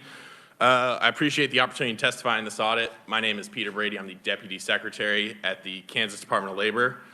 You all have the agency's written response in the packet, so in the interest of time, I'm just going to briefly summarize, and then I'll stand for questions at whatever the appropriate time is. So I'd like to start by saying one thank you to Matt and the LPA team. We've worked with them now for over a year on this, and we really appreciate all of the work that's gone into this audit. Generally speaking, the agency is largely in agreement with the findings from LPA. The purpose of our response to this audit was to provide some additional information, some additional context, both for this committee and future readers of the audit. So I'm going to start on the benefit side, and then I'll shift to the fraud question. So LPA very correctly points out that KDOL and all state agencies administering unemployment programs had a number of issues that were impacting our ability to process claims quickly. We had an unprecedented volume. Unlike other recessions where typically the unemployment rate will build over a period of months or even years, we went overnight from 2.9% unemployment to almost 13%. That's never happened before, and the system just isn't designed to react in that way. A good example of this is Matt kind of spoke to how we're funded. We receive an administrative grant from the U.S. Department of Labor, kind of based on what they call the RMJ, or the Resource Justification Model. It basically says if this is your state's unemployment rate, this is the amount of work we'd expect you to need to do this year to successfully administer the program. The challenge with that model is it doesn't account for events like this. It's delayed in a sense. Now, that delay is compounded in this instance because in a normal recession, when it builds, there's a lot more time to kind of get the resources in place to be prepared to respond to the increase in claims. When it happens overnight, that tool's just not effective or not designed to react in that way. Additionally, and Matt spoke to this very well, we're fighting a legacy IT system. We're fighting a system that is piecemeal, that we attempted to modernize in the early 2000s, and that ultimately failed. We're still on the mainframe, but we have ancillary systems that communicate with that mainframe to ultimately deliver benefits to Kansans. And of course, the agency was tasked with doing this at a time when we were also trying to shift our workplace to keep our employees safe to whatever degree we can from the COVID-19 pandemic and the challenges that every employer across the state and the country faced related to that. So I think those are kind of some of the key points I just kind of wanted to remind the committee of what contributed to some of the challenges at the agency. Additionally, KDOL had to administer several programs all at the same time throughout the course of the pandemic. So just to kind of summarize, we have regular unemployment. That changed from 16 to 26 weeks, and will change back to 16 weeks here in 2 weeks. We had to implement PEUC, which was first a 13-week extension, and then was extended twice more throughout the course of the pandemic. We had to implement FPUC. We then had to stop FPUC. We then had to re-implement FPUC at a different amount. We then had to implement PUA, build a brand new system to administer benefits to a population that had never before been eligible to receive unemployment compensation. And then we had to extend that program twice.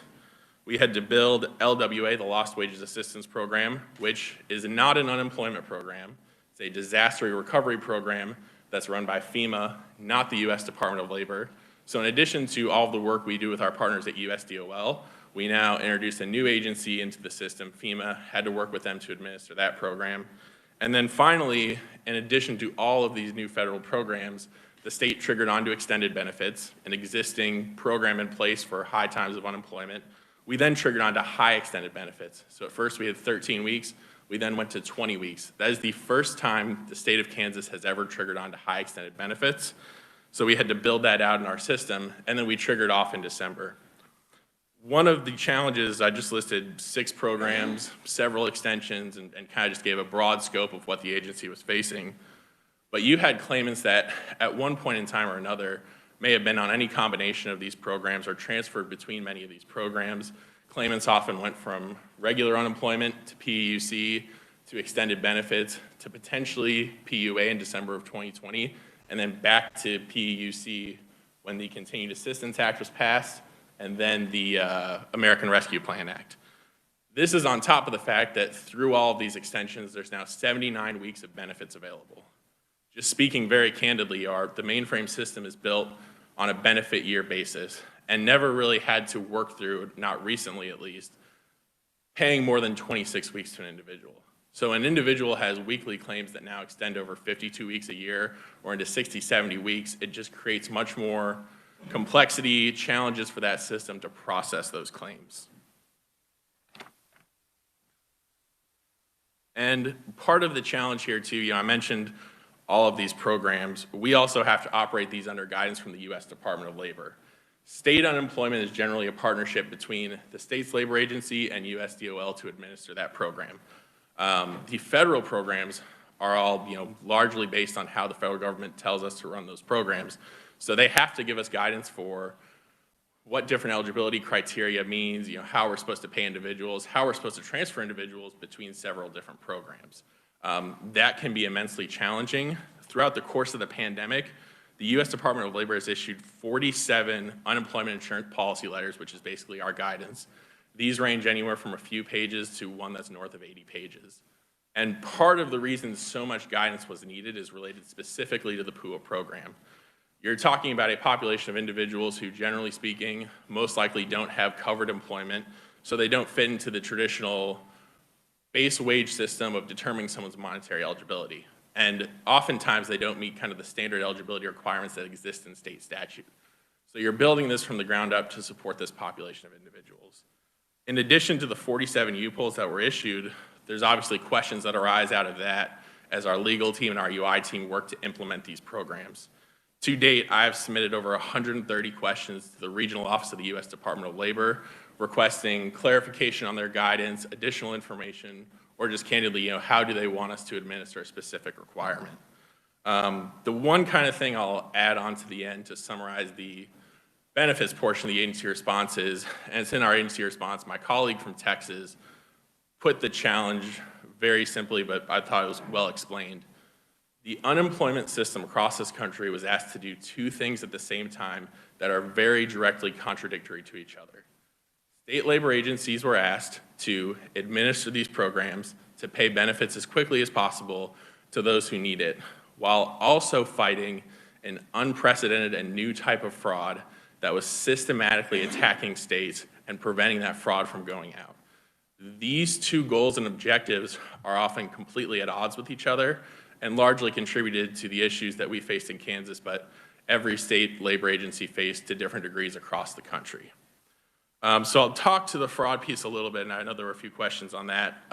I'll say that, KDOL is in agreement with legislative post-audit on the $380 million. That, within a confidence interval of plus or minus 10%, that is a reasonable universe for the imposter fraud that occurred throughout the course of the pandemic. I think this was in the initial part 1 of the audit report, and it may have been touched on here, but we also know that generally speaking, the large fraud issues were stopped with our new security system. The imposter fraud that's kind of captured here is not nearly as large of a concern as it was a few months ago after we put in the system we have today. So to speak to the 306 million universe, I think Matt did a good job of explaining why that's low confidence. I just want to add a little bit more context that lets the committee kind of understand why we agree with the assessment that that's just a low confidence universe of potentially fraudulent claims. The first thing I'll start out by saying, I think every member of this committee has experienced this. There are many legitimate claimants who had a fraud flag on their account. The simplest way of describing why that happened is we were getting attacked, we were working to get new systems in place, but while we were doing that, we were throwing everything, including the kitchen sink, at the fraud problem to stop any potentially fraudulent payments. That was what we had to do at the time. The unfortunate side effect of that is that there are legitimate people who have no fraudulent activity on their claim that were stopped, that the agency needed to go back, verify their identity, and resume their payments. That's something that was a significant challenge for the agency throughout the spring into early summer. We've worked through a lot of that, and through House Bill 2196, we allow sheriff's offices and other law enforcement agencies to help us with ID verification. So that's assisted a lot of the legitimate claimants that we're working to clear. And if they receive benefits for a period of time, they were flagged as fraud, that number would be included in that 306. The other piece of this that's important is, in addition to the folks that are reaching out to the agency because there's a fraud flag from preventing their claim paying today, there's a sizable population of people who were claiming from the March, April timeframe into September, October, November of this year. We were at almost 13% unemployment, and at that peak, there was just a large claimant population that dwindled as we got in the fall and we got closer to a more normal level of unemployment here in Kansas. Many of those claims were likely flagged as fraudulent and are still flagged as fraudulent today, not because they are fraudulent or it's a case of imposter fraud, but that individual is no longer claiming benefits, so they have no reason to reach out to the agency to get that fraud flag cleared and move forward. The other kind of piece of this 306 million universe that I'd want to speak to, and Matt talked to as well, is in addition to imposter fraud, which has attacked every state labor agency, every other type of fraud has increased substantially across the country, particularly wage fraud. So just as a brief refresher, wage fraud would be if I began claiming unemployment and 8 weeks in, I became reemployed, and instead of stopping claiming benefits, I continued to do so because I had potentially 8 more weeks of benefits available to me. So I was both working for an employer, not reporting those earnings, and also claiming unemployment. This is one of the most typical forms of fraud you would see in the pre-pandemic era. This has increased substantially for 2 reasons, and this is mostly my opinion, what I've heard from other state administrators. One is, states have been overwhelmed in their unemployment insurance programs, and people know that. So people likely think they can probably get away with wage fraud, more than they would in a normal time. The other piece of it too is, I talked about 16 weeks was the previous standard for what was available for unemployment.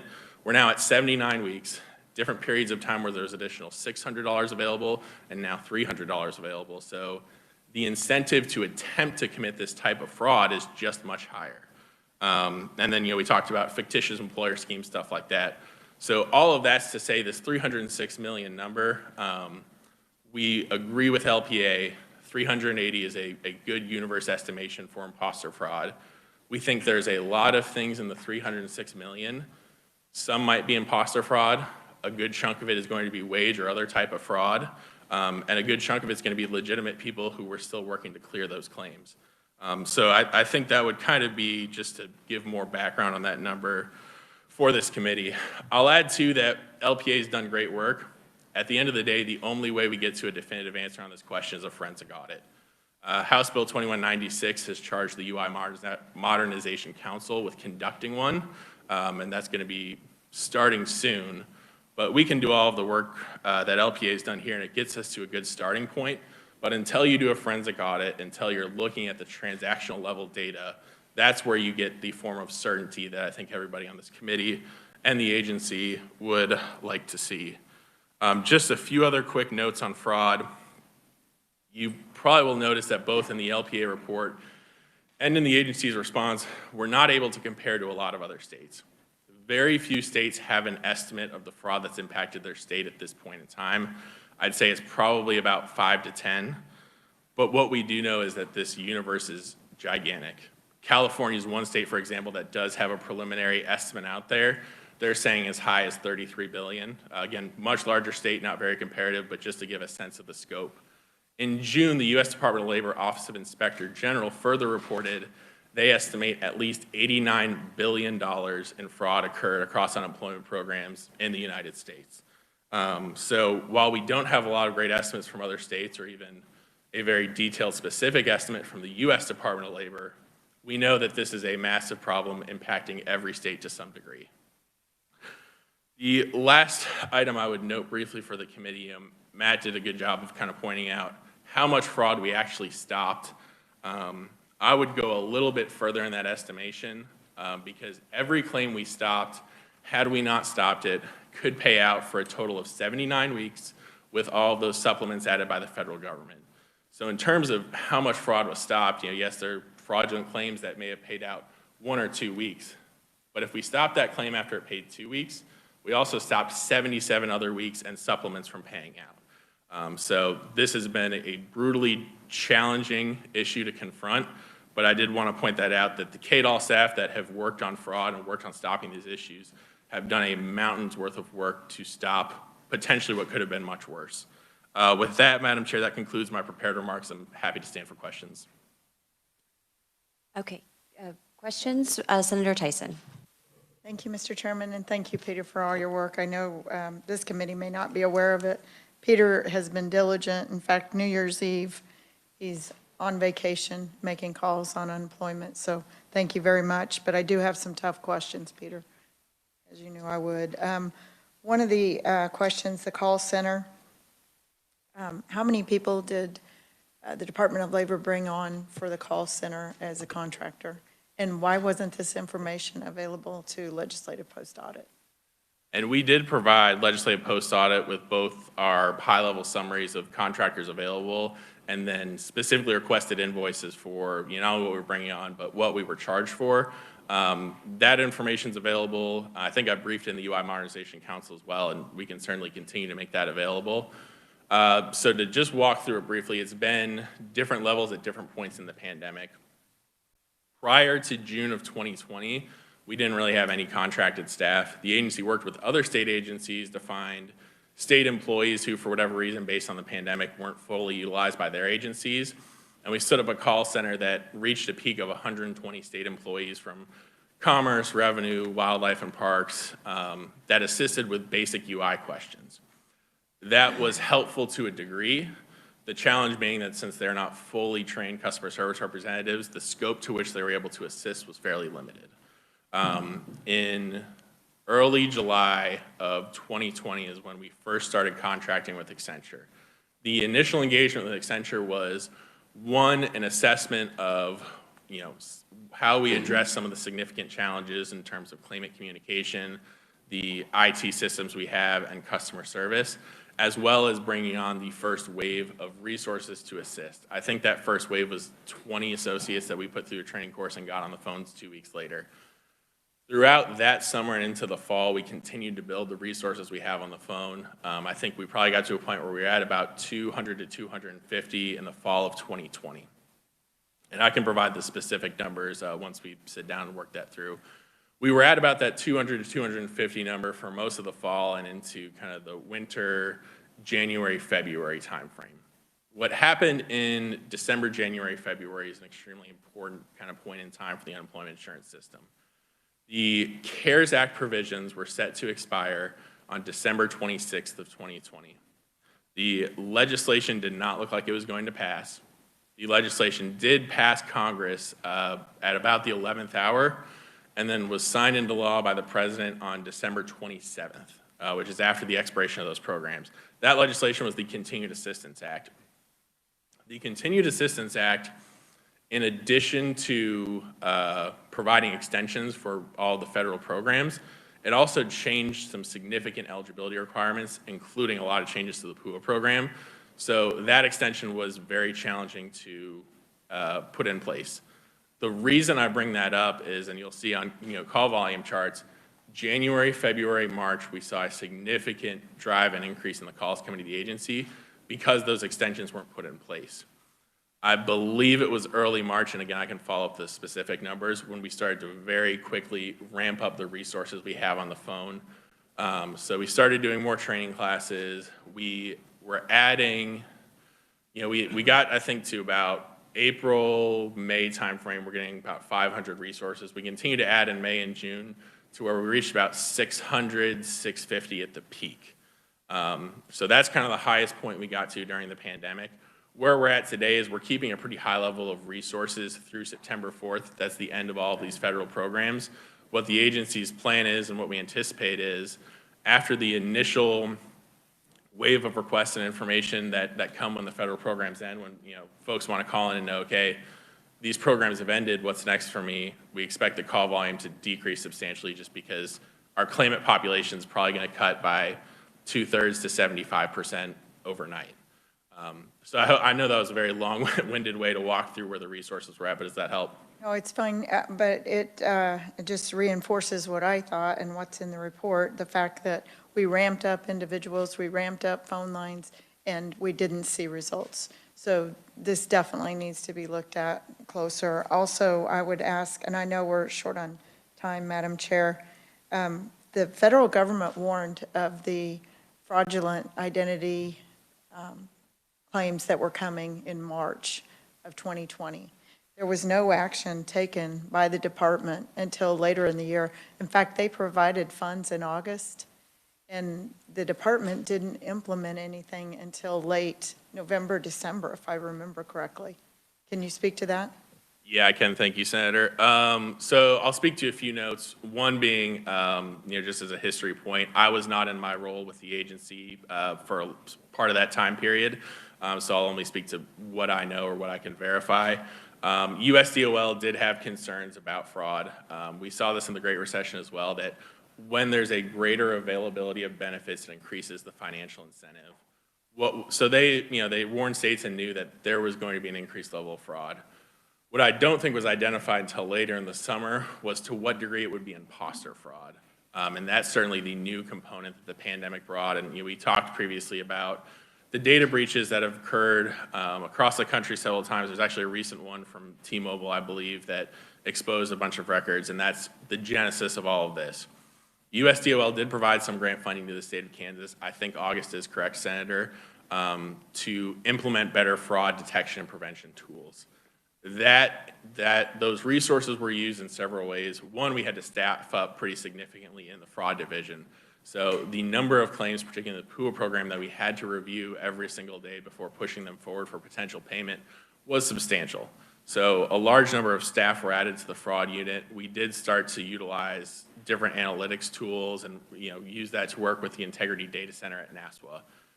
To your point, Senator, the two big tools that I'd say were game changers were, one, our use of Google Analytics, and two, the implementation of the Okta system, which provides multi-factor authentication and ID verification. There were a lot of challenges with the latter, finding a way to make that work with our mainframe system and the claims process. And that work, I think you're about right, began November, December. Okta was implemented in January. That's my point. You guys may have begun work, but those weren't actually implemented until January or February, those electronic checking systems. So, and I know this is obvious, and you were not there, and neither was the current secretary, but you bring this up. What secretary were we on since this? Was it the third, fourth secretary, if we count acting also? So there were, Secretary Schultz is the fourth secretary, including actings, that we've had at this agency since the start of the pandemic. So I think some stability in management could be some of the issue also. I hope that the leadership will recognize that. Thank you, Peter. Okay, question, Representative Topliker. Thank you. So all of us received hundreds of emails from people that, said that they were flagged, whether erroneously or not. And is that still going on now? And I guess this is like 3 different questions. Have people been paid? And the people that haven't been paid, will they be paid for back months? And will they be paid, is there enough in the fund to pay all of the back payments that people were still owed?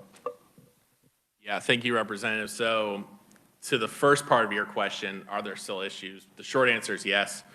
There are going to be issues and challenges as long as the federal programs are in place, to a certain extent, as long as we're on the mainframe system. With that being said, where the agency stands today versus where the agency was, when you're looking at that call volume chart in January, February, March, is a much, much better place.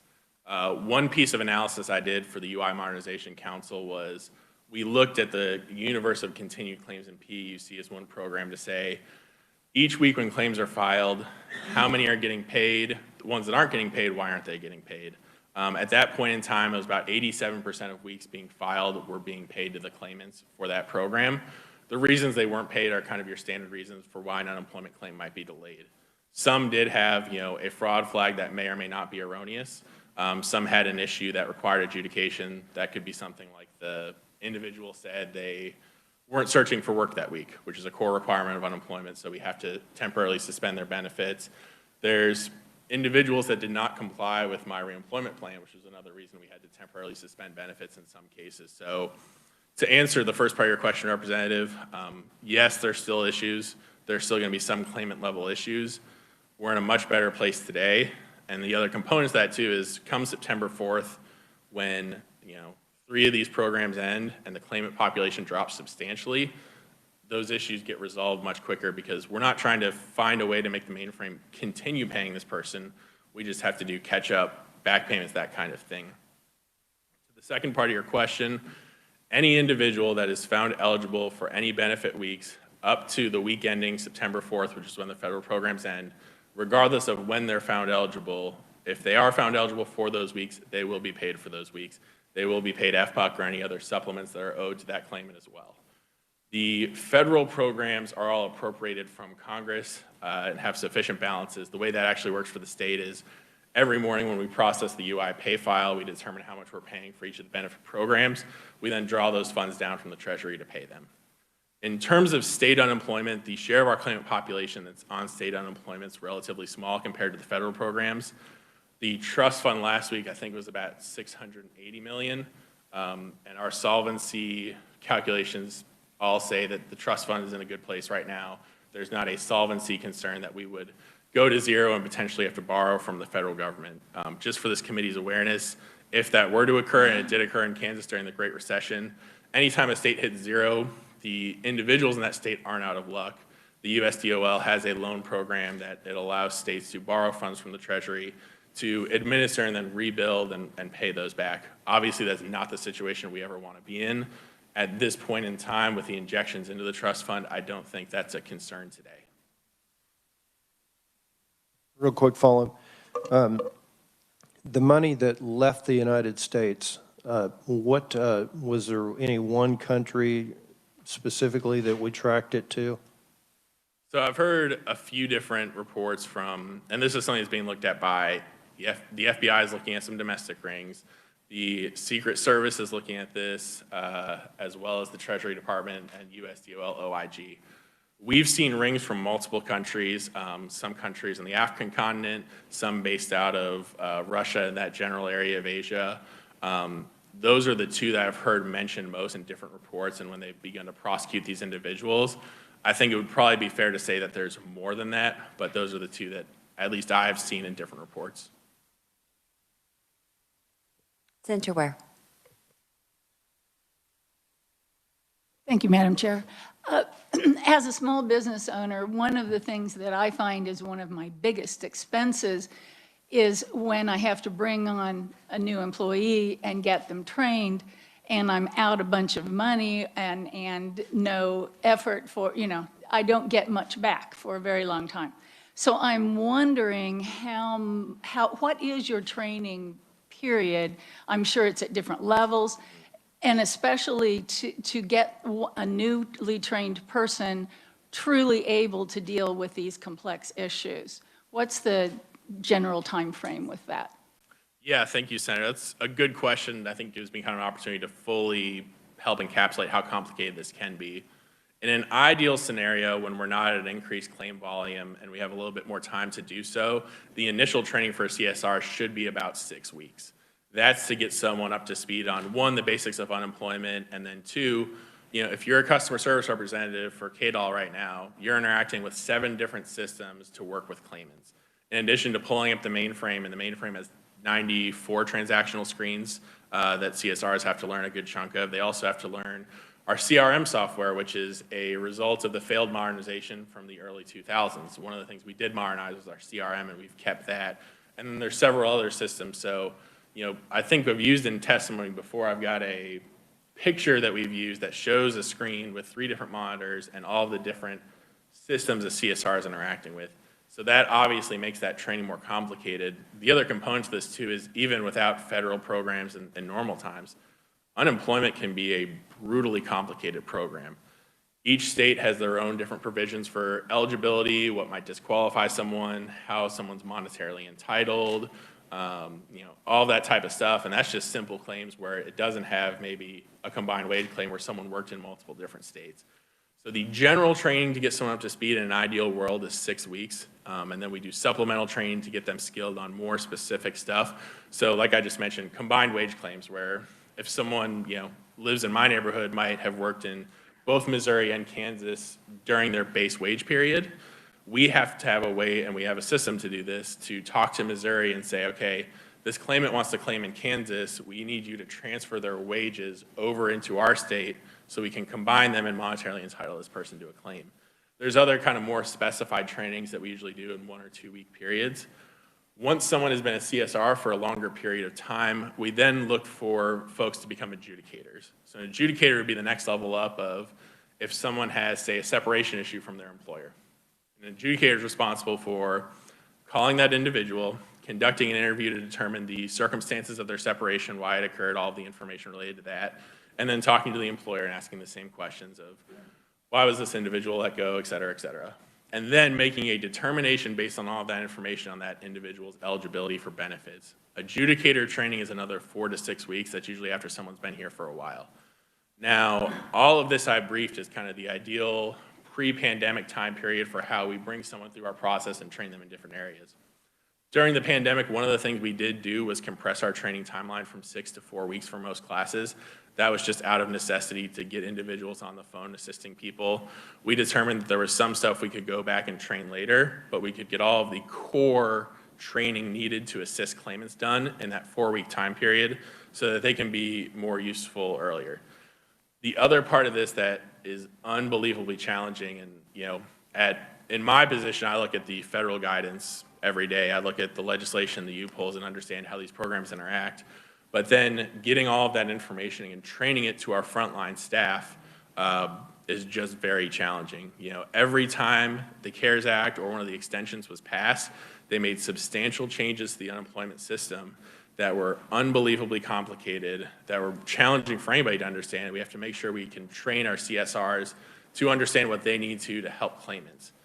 The other kind of component of this, and I'll close on, that makes training particularly challenging is the PUA program is a good example of how they so fundamentally, and when I say they, I mean Congress, U.S. Department of Labor, so fundamentally changed the unemployment system.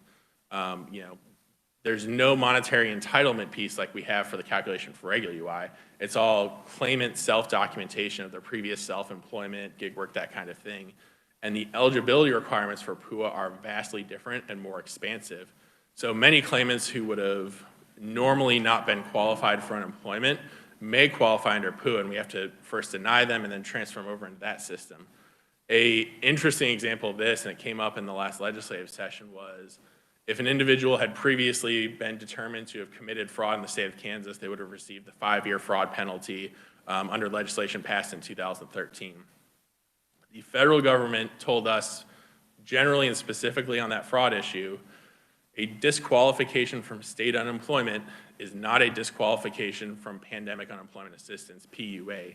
So if an individual was under that fraud penalty for 5 years and not qualified for regular UI for a period of time, they are still potentially eligible for PUA if they meet all the other eligibility requirements of that program. And again, Senator, I apologize for the long-winded answer, but I hope that kind of helps explain some of the challenges and everything that we have to train all of our staff towards. And in the interest of time, we're going to take 2 more sets of questions. Representative Miller is next, and then I will end our discussion with a set of questions. Thank you. Thank you, Madam Chair. Peter, Representative Toplicker made reference to the fact we started receiving a lot of emails from a lot of innocent people who got caught up in your extraordinary efforts to try to address the fraud. One thing I think a lot of us may not be aware of, and you've counseled me on this, is that some of those very people that were complaining to us were actually fraudsters utilizing legislators as a tool to promote their fraud, and yet you have difficulty responding to us directly on that point because of confidentiality issues. You want to comment on that? Yeah, absolutely. Thank you, Representative. So I will say first, personally for me, I have had, colleagues of yours send me a claim and issue, and I've pulled it up myself in the mainframe and looked and quickly identified that it's a likely fraudulent claim.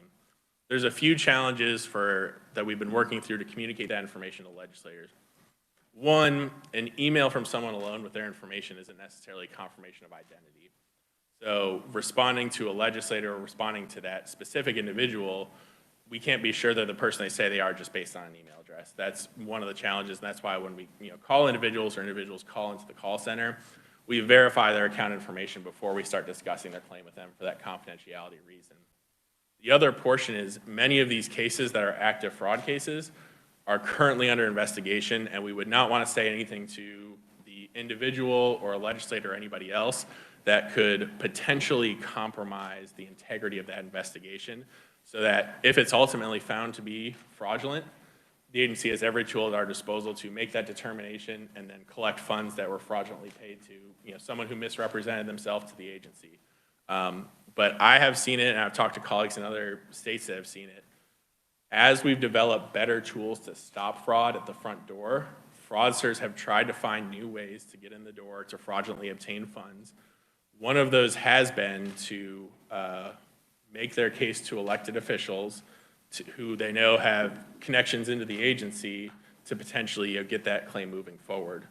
So obviously, as those inquiries come to our staff, I know many of you have worked with Julie on our team, we work every single one, we look at every single one of them, but some of them we turn back over to the fraud team because it's either likely or very clear that fraud has occurred. I mean, I looked at one very recently where fraud is obviously not my day-to-day job, but it was blatantly clear what the case was. So that does happen, Representative. You're correct. It's something we're very mindful of.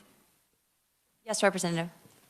And additionally, some of those same fraudsters actually use the media as a tool to promote their fraud. Is that correct? I would say it's accurate to say what we've seen in Kansas and what we've seen in a lot of states is fraudsters are using absolutely every tool that they can find to try and fraudulently access these benefits. That's an example of something that fraudsters have tried. The other one that we saw a lot of, it didn't impact Kansas substantially, but many fraudsters were creating Facebook pages or other social media pages impersonating a state labor agency and then trying to get claimants to send them their login information for their account so that they could go in and redirect those funds and victimize that individual. It was so bad, in fact, that the state of Florida had to remove all of their social media presence for their state labor agency because they couldn't stop the fraudulent pages that were popping up that quickly. A few other states had to take similar action. We've seen in Kansas folks trying to attempt to impersonate the agency to obtain information through phishing of individuals. It has not been as bad in Kansas as it's been in a lot of states, but that's just to illustrate the point that these bad actors, these fraudulent individuals, are trying every trick or every tool at their disposal to gain access to those benefits. All right, and I do have a series of questions. Thank you, everyone, for your patience, and then we'll be able to wrap this up, and then we can extend other questions through Justin or directly with the Department of Labor. And I know Chairman Tarwater is with us from the from the Commerce Committee, and he'll be reviewing this very issue, I think, next week in committee as well. So in terms of the fraud, the individuals that have contacted legislators, and I agree, it seems like some of them have been highly questionable. What percentage of those fraudulent claims would you project are from Kansas and those that are not from Kansas? Or would you have any way to identify? So for non-imposter fraud specifically, so kind of the other categories I talked about, wage fraud, fictitious employer, that kind of stuff, I would say the majority of those are Kansas-based, or an individual that at least has previous employment in Kansas, which is how they interacted with our system. In terms of imposter fraud, I would probably say it's the reverse. I'd probably say more often than not, imposter fraud is either somewhere else in the United States or potentially a foreign actor.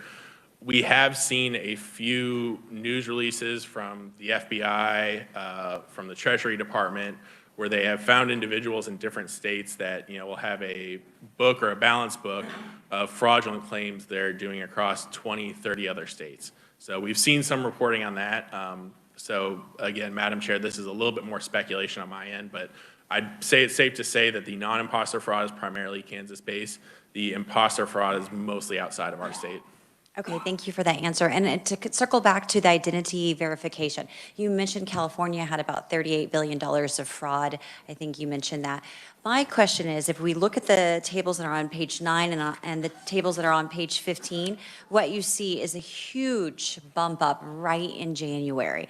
That's about 4 to 5 months prior to the third warning from the federal government about the ID verification and the importance of implementing right away tools to block fraudulent claims.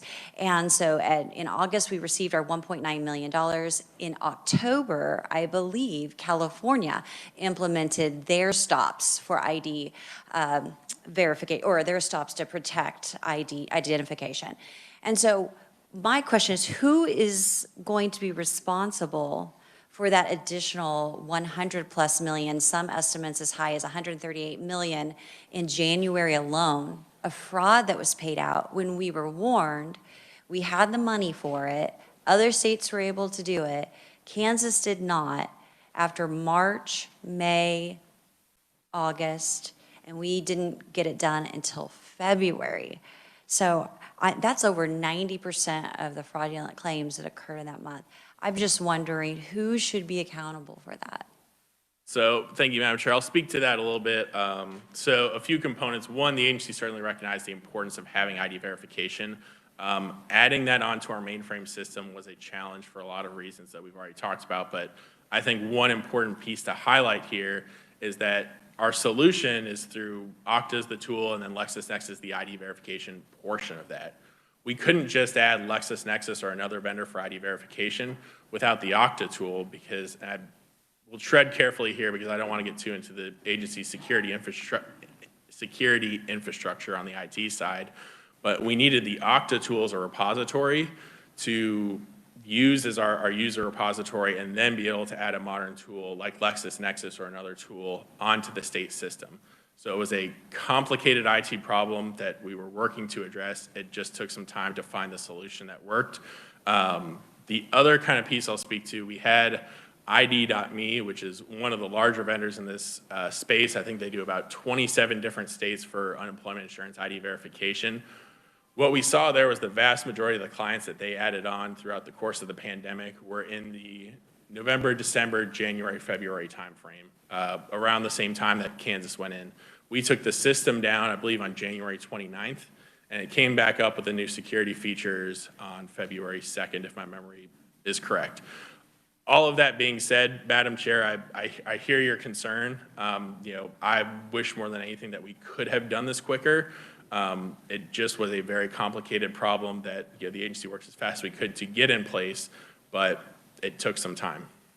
And I'm sure with 4 different secretaries, it was very difficult to try to implement what needed to have been implemented before January, when the crisis really hit and bloomed. So could you reiterate to the committee and to the legislature, at what point on the timeline should we feel confident that our system is adequately updated, including the mainframe? At what point are we gonna be at a good place? Yeah, Madam Chair. So I'll start by saying on the fraud front, for imposter fraud, having the system we have in place now is giving us the result that we had hoped for, that we'd expect. We're seeing very, very little imposter fraud that's able to make it through that system. With that being said, we're continuing to look at what are the best tools out there, especially as we modernize. And we still have our previous processes in place. So just because a claim gets through Okta and LexisNexis does not mean that that claim is going to pay out. We are still reviewing it to see if there's any chance that it could have gotten through those systems. That's a very small number, but it's still a review that we conduct for integrity purposes. Let me go back to the overhaul of the mainframe and the 35 million plus. When will we know that we're finally at a good place? So When is that going to occur? the short answer, Madam Chair, is that when the mainframe is gone, that's when we're going to have a much higher level of confidence and a fully modernized systems in place. The UI Modernization Council has talked about this extensively. We've looked at different options that are available. There's phased approaches where we could have the benefits side of the system off of the mainframe earlier, while the tax system comes at a later date and still utilizes the mainframe. So the short answer to the question is until the mainframe is completely retired. Most modernization projects historically have taken 3 to 5 years for a full system. That being said, there's a lot of confidence in the vendor community that, one, because there have been successful projects in recent years, and 2, a lot of states are looking at modernization, as well as the U.S. Department of Labor, that time frame can be sped up just because of some efficiencies in that state. One other very brief thing I'd add, Madam Chair, is that once the federal programs end on September 4th, here in about 2 weeks, the mainframe has to do much, much, much less work to function every day to pay regular UI 16 weeks, right? We know that before the pandemic, before all of this stuff had to be added onto the mainframe, generally speaking, the mainframe was very good at paying 16 weeks of unemployment to eligible individuals. And I'm sure that before the pandemic, most of you didn't often hear from constituents with issues related to unemployment. So the quick answer is once the mainframe's retired, that's when we really have that level of confidence.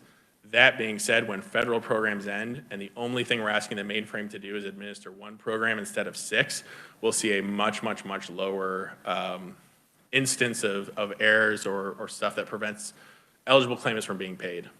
And just for a very quick pointed question, when was the Okta and the LexisNexis actually implemented in full?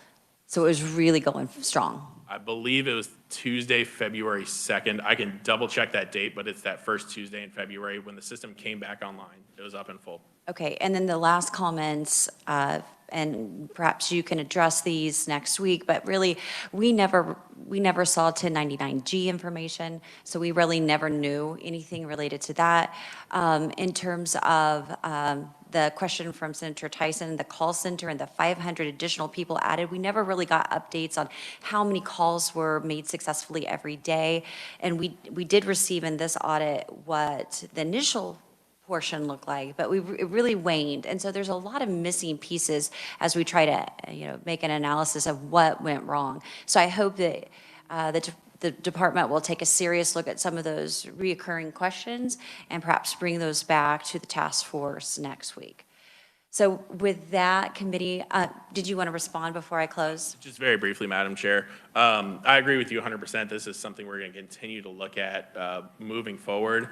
I will say that through the discussions we've had on the Unemployment Insurance Modernization Council, a lot of those pieces of information have been briefed. The agency also produces a public report twice a month on different call center metrics, how many folks we have on the phone, answer rate, that kind of stuff.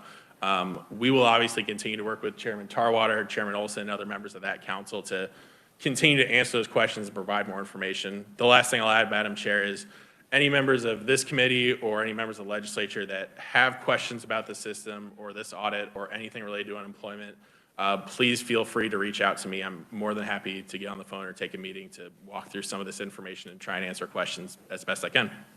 Okay, thank you, Peter. And if Justin, if you would provide our committee his contact information, that would be really helpful to us. Appreciate your time on this committee. I know this is an important ongoing issue, so please, again, just as the other issue that we discussed, send any of your suggestions or comments to any of the chairmen that are with us today or to Justin for this committee, and share with our peers. As always, share this audit with our peers.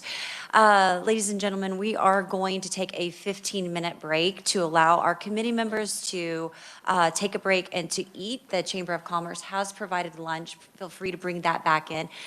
Media, if you would please be conscientious of the time of our members. So if you do have questions, if you would keep them brief so that they would have the time to get back in, eat, and prepare for the next round.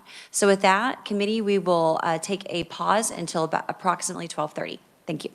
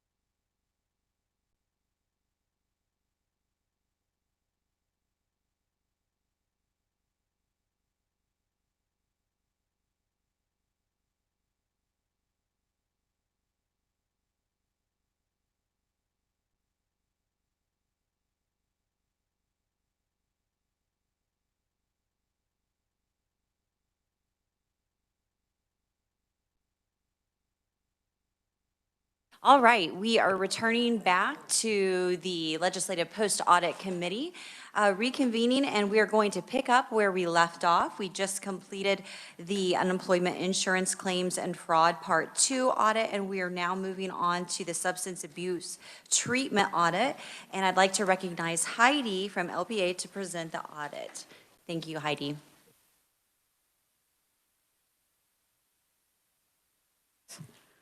I had a morning in my notes, but I think we missed it a little. All right, so this is the Mental Health Outcomes Evaluation Audit. The team for this audit was Maury Exline and Tanner Rohr, and Kristen Ridinghouse was the manager. So first I'm going to go through the questions and give you a very short answer to both questions first, and then I will come back and give you a little background and some detailed answer to the questions. So first of all, this was a 2-question audit. First of all, what practices or programs do state-funded mental health and substance abuse providers report using, and how well do they appear to be working? So the very short answer to that question is that Kansas providers reported using many evidence-based programs and practices, but the data limitations kept us from assessing how well they are working. The second question is, how do state-funded mental health and substance abuse treatment practices or programs in Kansas compare to those in other states?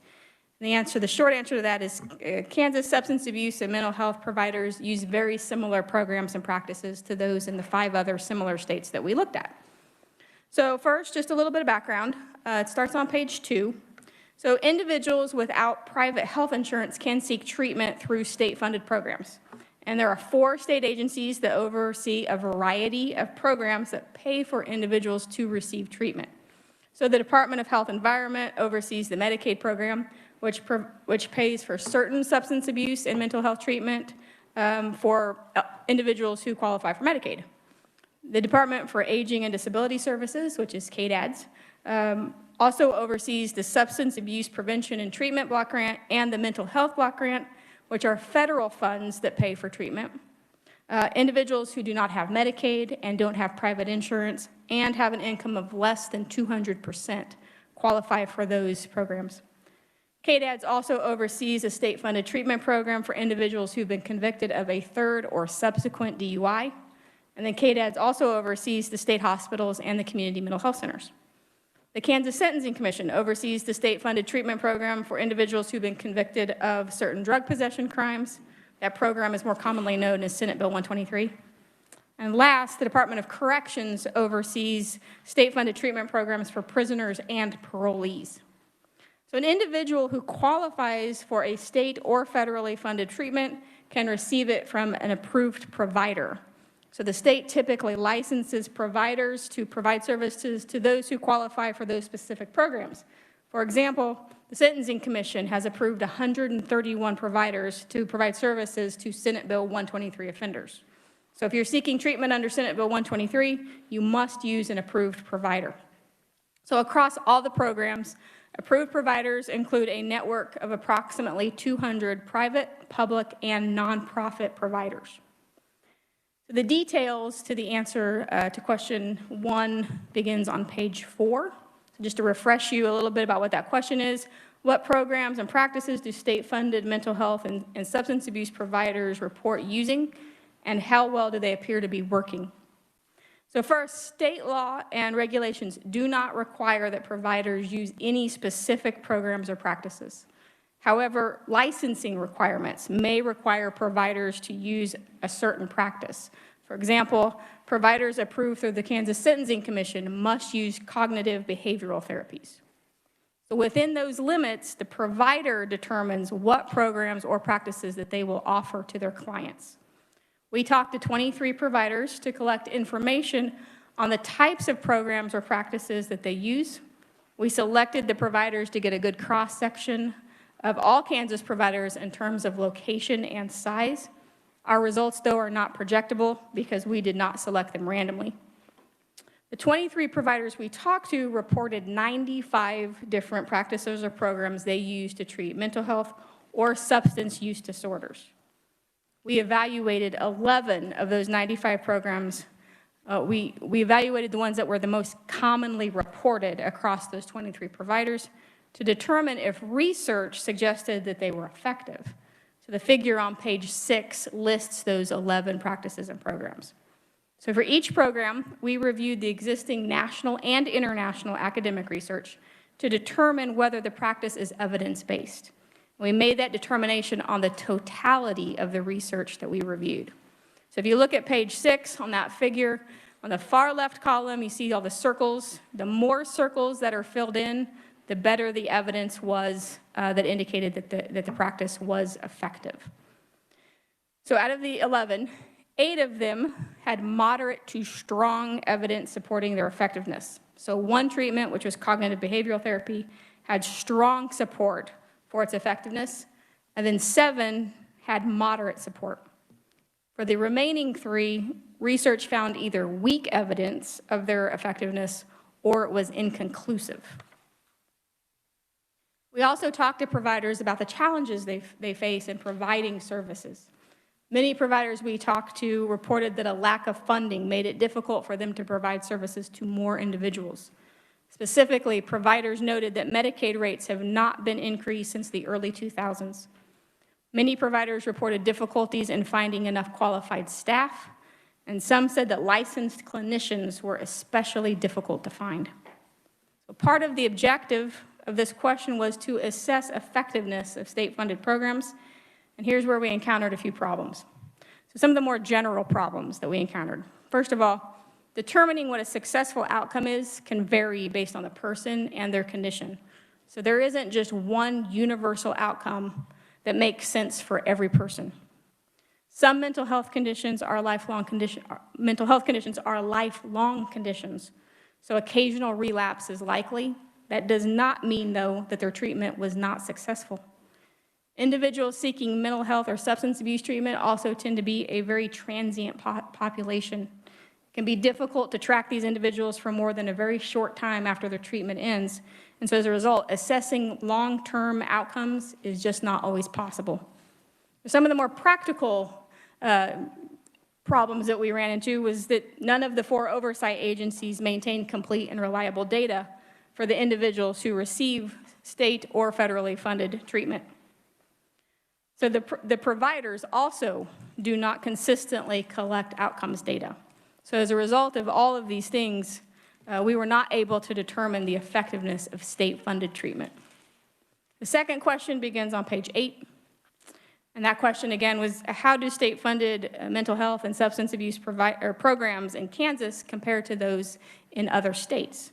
So we used 2019 data from the Substance Abuse and Mental Health Services Administration, which is a federal agency, also referred to as SAMHSA.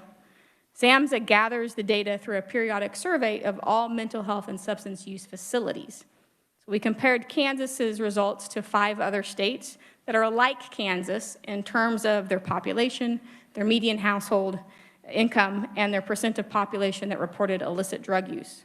So those 5 states were Idaho, Iowa, Nebraska, Nevada, and South Dakota. So we compared the kinds of programs and practices that providers in those states use to the kinds that providers in Kansas use. And what we found was that, first of all, Kansas substance abuse providers use practices that were generally like those in other states, but there were some exceptions. So for example, Kansas had fewer substance abuse providers that offered hospital inpatient services. Also, Kansas had fewer substance abuse providers that offered certain kinds of therapies like contingency management or community reinforcement.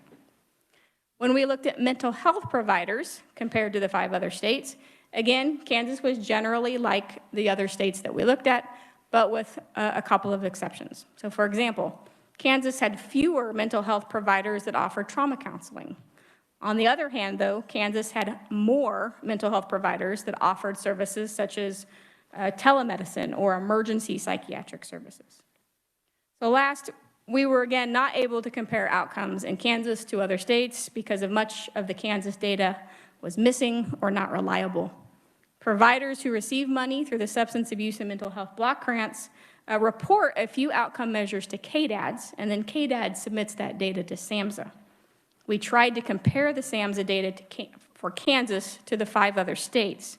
However, the Kansas data was unreliable because much of the outcomes data was missing.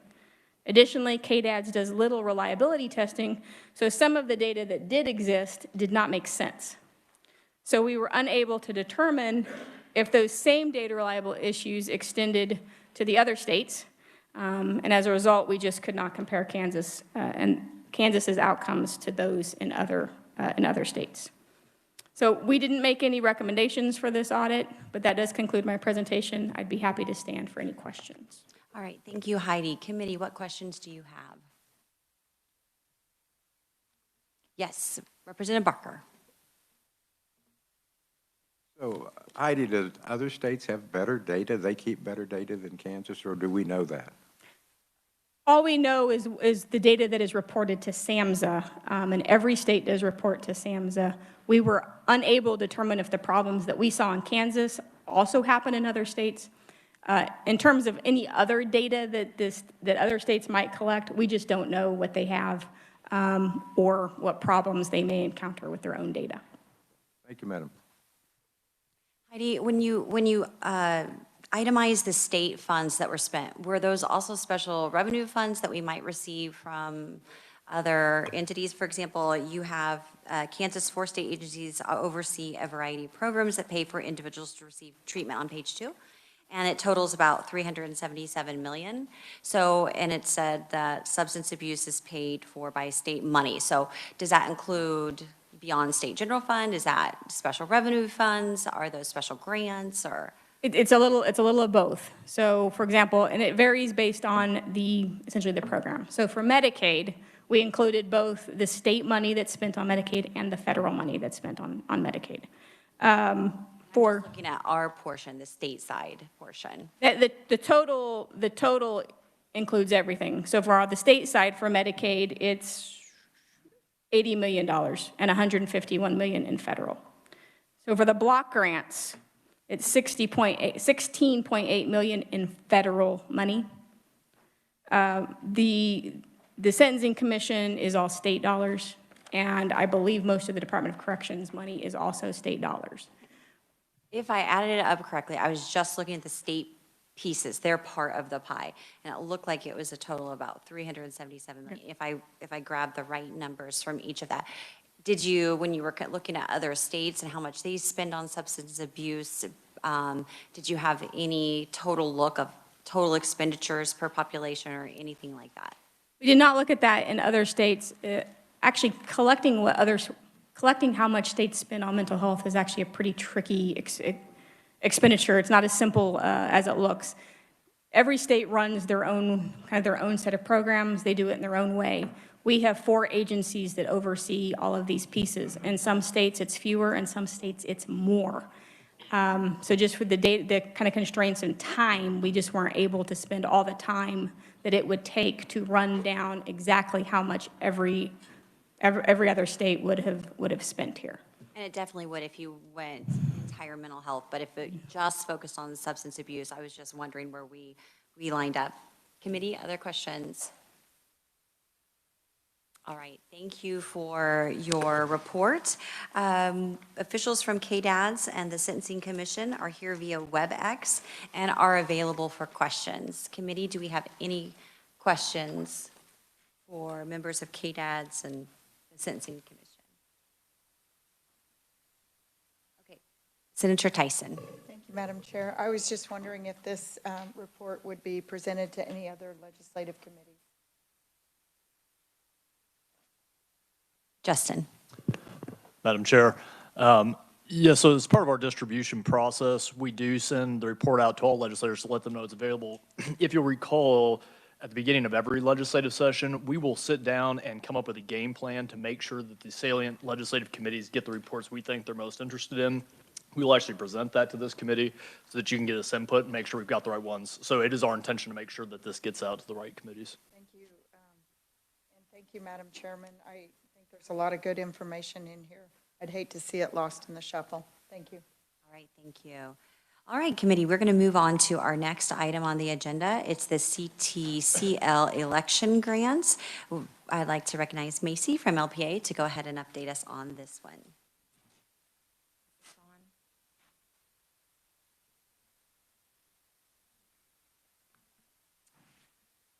Madam Chair and members of the committee, my name is Macy Smith, and I will present our audit looking at grants received by local election officials. It should be in your packet. This audit answers the question, what are the amounts received and the obligations associated with the Center for Tech and Civic Life grants awarded to Kansas counties? As background, and you'll find this information on page 2, the Center for Tech and Civic Life is a nonprofit organization. And throughout the report and in my presentation, I will refer to them as CTCL. And CTCL has 2 objectives. The first is that they provide civic information for voters. This includes how to contact an elected official or what's on a ballot. Their second objective is to provide tools and training to election officials. Some trainings are online and some are at professional conferences. They also have a website with free tools such as a calculator to help decrease voter wait times. In 2020, Priscilla Chan and Mark Zuckerberg, co-founders of the Chan-Zuckerberg Initiative, donated $350 million to CTCL. That donation was redistributed across the nation by CTCL as election grants. Any local election office could apply for the grant. The grant funds were to be used during the 2020 election for safety measures, and so that would be things like PPE or sanitizing polling locations. The funding was also to be used for expanding voter outreach, recruiting and training poll workers, and supporting early in-person voting or vote-by-mail options. We found that 25 Kansas counties applied for and received a total of $2.3 million in grants. Counties received grant amounts that ranged from $5,000 to $856,000. Figure 1 on page 3 includes a map showing the 25 counties and how much they received. The darker the color, the more a county received in grants. And then if you look at figure 2 on page 5, on the left is how much was spent by total per category. And then on the right is how much each county spent of their grant. Counties reported spending most of the grant dollars on election equipment, staffing, and real estate costs. Examples of election equipment include floor decals for social distancing and poll pads for voter check-in. Staff expenses included hazard pay for those working the general election. Real estate costs included renting facilities with space for social distancing. Other examples of expenditures, and you can find these on page 4, included face masks, additional postage, television advertising to let voters know about their voting options, systems to monitor drop boxes, and a parking lot alert system where COVID-positive voters could signal their need for assistance. As you'll see at the bottom of page 5, we also reviewed grant agreements between CTCL and the counties. There were not any obligations that counties needed to fulfill. They did not need to provide matching funds. They did not need to pay back grant dollars they spent. We also visited with some of the county clerks for counties where grants were distributed. They reported that there were no strings attached to the funds. Additionally, one clerk told us that CTCL did not direct them in how to use the funds and did not suggest vendors. I also want to note that under a new state law passed in the most recent legislative session, counties will not be able to accept these types of grants in the future. You can find more details about this law at the end of the report on page 6. That concludes my presentation, and I'm happy to stand for questions. All right, thank you, Macy, for the overview. Committee, what questions? Yes, Senator Corson. Thank you, Madam Chair. There was some concern, and I think you touched on it a little bit, concern about, you flagged it here in the report, that there was concern that grants might allow for undue influence or the appearance of undue influence on elections by private donors. And am I correct that the report found that there were, quote, no obligations associated with the acceptance of the CTCL grant? Is that correct? Yes. Okay. You also note there was a concern that the grants could be used to create inequities across jurisdictions of different political leanings. Am I correct that all legitimate grant applications received at least $5,000 in funding? Is that correct? Yes. Is it also correct that in determining funding amounts, CTCL used a formula that looked at voting age population and other demographic data to determine funding amounts. Is that correct? Yes. And they didn't use anything about political leanings in determining funding amounts. Is that correct? I don't know. I know what they told us, which was that they used a formula. Which was population and demographic data, correct? Yes. So those concerns would not be supported by the findings of your report, correct? I'm not going to speak to that exactly. Sure. So, I mean, this to me just talks about, we talk a lot in this committee about business practices of state agencies and how they can improve, and I think that those are all important and valid. I frankly think that the legislature needs to be similarly reflective, Madam Chair. This is something that in my short time here, I've seen over and over, and it's frankly shocking. I would encourage us as we think about the start of next session that we really stop this practice. And what I'm talking about is this sort of shoot first and get the facts later mentality of legislating. We clearly should have waited for the results of this audit before passing this legislation. This is a great example. When we were hearing testimony on this bill, we didn't hear from a single election administrator when we were working on this. Basically, all we did was we listened to a bunch of rumors, all of which have been discredited by this report, and then we just legislated on the basis of those rumors. And it's just a really poor way of doing the people's business. It does a massive, massive disservice to Kansans. I would encourage us to do better. Really, what we're doing by enacting this provision, we're hitting these county election offices both ways. One, we're saying we're not going to provide you with adequate funding. And then what we're going to do is prohibit these county offices from going and getting grants to address the shortfall in funding. I would encourage every member to look at page 7 of this report and read the last 2 paragraphs of the letter from the Crawford County Clerk, which to me is incredibly compelling.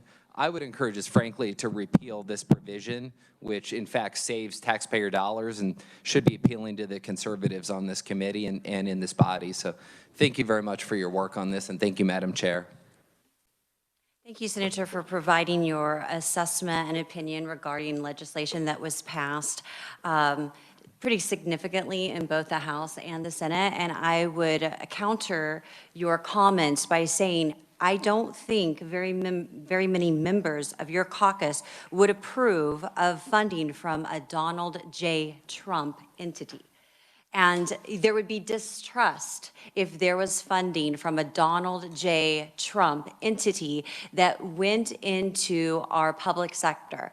We have issues of voter integrity that we have to maintain. And if we need more money, we will fund that, and counties fund that. They fund it in addition with the local property tax dollars, that they have the ability. Not a second comment on it. There are other people that will want to comment. So I think we could all give our opinions on, the value of the legislation. I'm pleased with the audit. I'm glad to hear that, but nobody thinks that one single audit of a short term is going to answer all the questions that you gave, nor does it even touch on intent or possible gateway. So I think that we're getting into a huge other area, and I think we need to refocus back on the audit. And your comments regarding the audit in itself, appreciated, noted, but there are bigger pictures and bigger implications that were involved. Senator Tyson. Thank you, Madam Chair. Thank you for your comments, too, because there was due diligence on this. In fact, I met with several county clerks, and they're the ones that brought this up to me, along with somebody else that was doing research. I want to thank you for your audit and your work on it, and it does help provide confidence in our state elections, and that's what we need to do. We need confidence for a safe and secure election. So I appreciate it, and I would reiterate what the chairman said. We wouldn't want this from any group, any outside group. So thank you, Madam Chair. Thank you. Representative Miller. Thank you, Madam Chair. Wanted to add some bipartisanship to the comments made by you and both senators. I do agree with Senator from Johnson that the particular instance that we've audited, I don't believe raises any concerns, but I think you make a very salient point, and I'm not familiar with this Donald J. Trump group that you mentioned. But even though I might not be bothered by the grants that were received this last year, I can see a number of scenarios that could be problematic. So I agree with both of you, and I'm not afraid of revisiting the legislation, but I'm also not afraid of the legislation for what it may be preventing in the future. So thank you. Thank you, Representative. Senator Olson. Thank you, Madam Chair. You know, I was just sitting here Googling on page 2 the different groups and just kind of looking at what they're doing. And, you know, I think, you know, in my mind, this is where we're going in this country, where these nonprofits, they're pretty politically active, and now they're getting engaged in granting money to the local communities. Definitely could be, you know, it definitely doesn't look appropriate, number one, and it's almost sad that we're seeing so much of that nonprofit money being used for political discourse. I don't know, I just, you know, it's tax exempt money that no taxes were paid. My mind, when I think of a nonprofit, I think of someone helping people to do good, pay their hospital bills, just help them with education and different things. And, you know, I get the message of they're educating people to vote, I guess. But I don't know. I definitely have challenges with what's going on in this country. So, thank you. Any other members that haven't spoken to it? Representative Toplicker, and where are we getting the feedback? Okay, is that TV? Thank you. Is there, was there one of the counties that actually purchased a building, so you have real estate in here, and you didn't list everything, it's just said examples of county expenditures on the chart on page 4, but I wondered, I thought I heard that one of the counties purchased a building. Is that not true? I don't know that one of the counties, I don't know that for sure. I couldn't speak to that. I know that the real estate costs I looked to were primarily renting facilities. Renting, and if it's one-time money, do they expect to have a revenue source to continue the rent, or, and if the money's cut off, what are they going to do? I mean, I guess. That's not something I could answer on behalf of those election officials. Representative Toplicker, it could possibly be that it was maybe a voter area that they used or something of that nature, or they used a space for the education. Okay. They wouldn't necessarily need it again. And I think this is still on. If these entities want to continue to help fund the state, could they just cut checks to the general fund and let it go at that, and then the state would decide appropriations, ways and means? There wouldn't be anything wrong with that. Could you restate that question? I'm not. If these entities wanted to continue to help the state with expenses, help counties with expenses, they could just go ahead and cut checks regardless of that the bill that the senator was talking about that prohibited them from doing this. They could still cut checks and make a donation to the state of Kansas Department of Revenue, and then the money could be divided up by appropriations, ways and means, if they wanted to continue to help the state of Kansas and the counties. So that is not something that this audit would have looked at that I could speak to. Okay, thank you. Okay, interesting question. Thank you. Any other questions? All right, thank you, Macy, for providing the audit report. We appreciate it. Notice that there are officials from Franklin, Hodgman, Dickinson, Grant, Johnson, Reno, Saline, and Sedgwick that may be online, not sure. But if anyone has a particular question they would like to ask? No questions? All right, then we are going to move on to the next audit. Again, thank you, Macy. The next one is BCC Council Grove site. I would like to recognize Chris as she walks us through this limited scope audit. Thank you, Madam Chair. I am subbing in for Megan Flanders, who conducted the audit. She could not be with us today. This is a limited scope audit looking at the revenues and expenditures attributable to an off-site location of the Butler Community College. The question is, were the revenues sufficient to cover the expenditures for that site?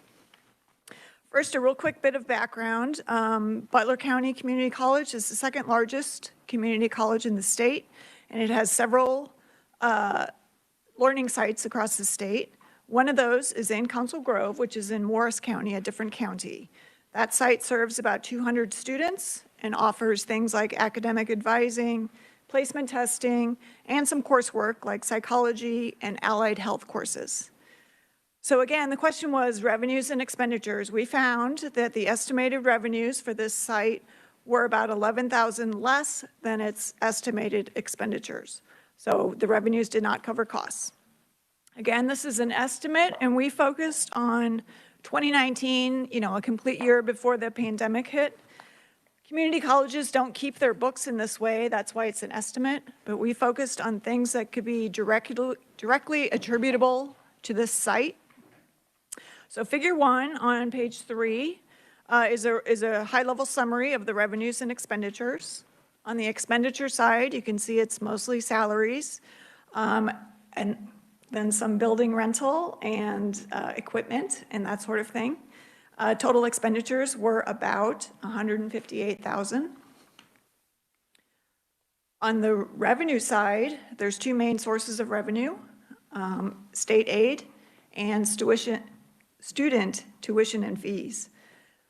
For tuition and fees, again, this is an estimate, and it's based on the specific courses and credit hours offered at that location.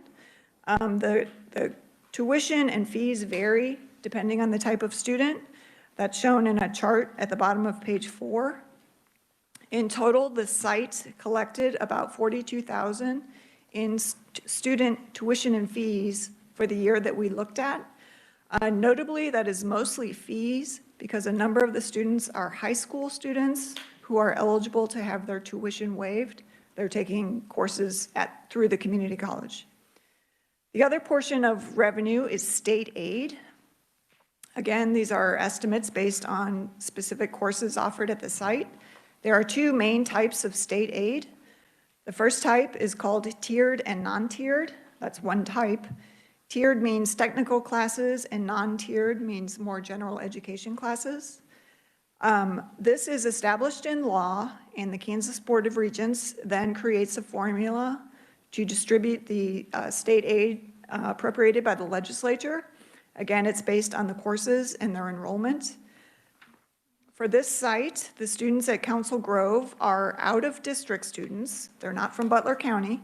Thus, according to the Regents formula, 2/3 of their course cost comes from state aid, and 1/3 comes from tuition and fees. This is in a little chart, figure 3 at the top of page 6. The other type of state aid is called Excel in Career Technical Education, or Excel in CTE funding.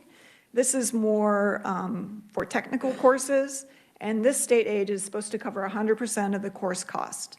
So the CTE funding for this site, based on the courses they offered, those 2 allied health courses, was about $13,000 for the year we looked at. So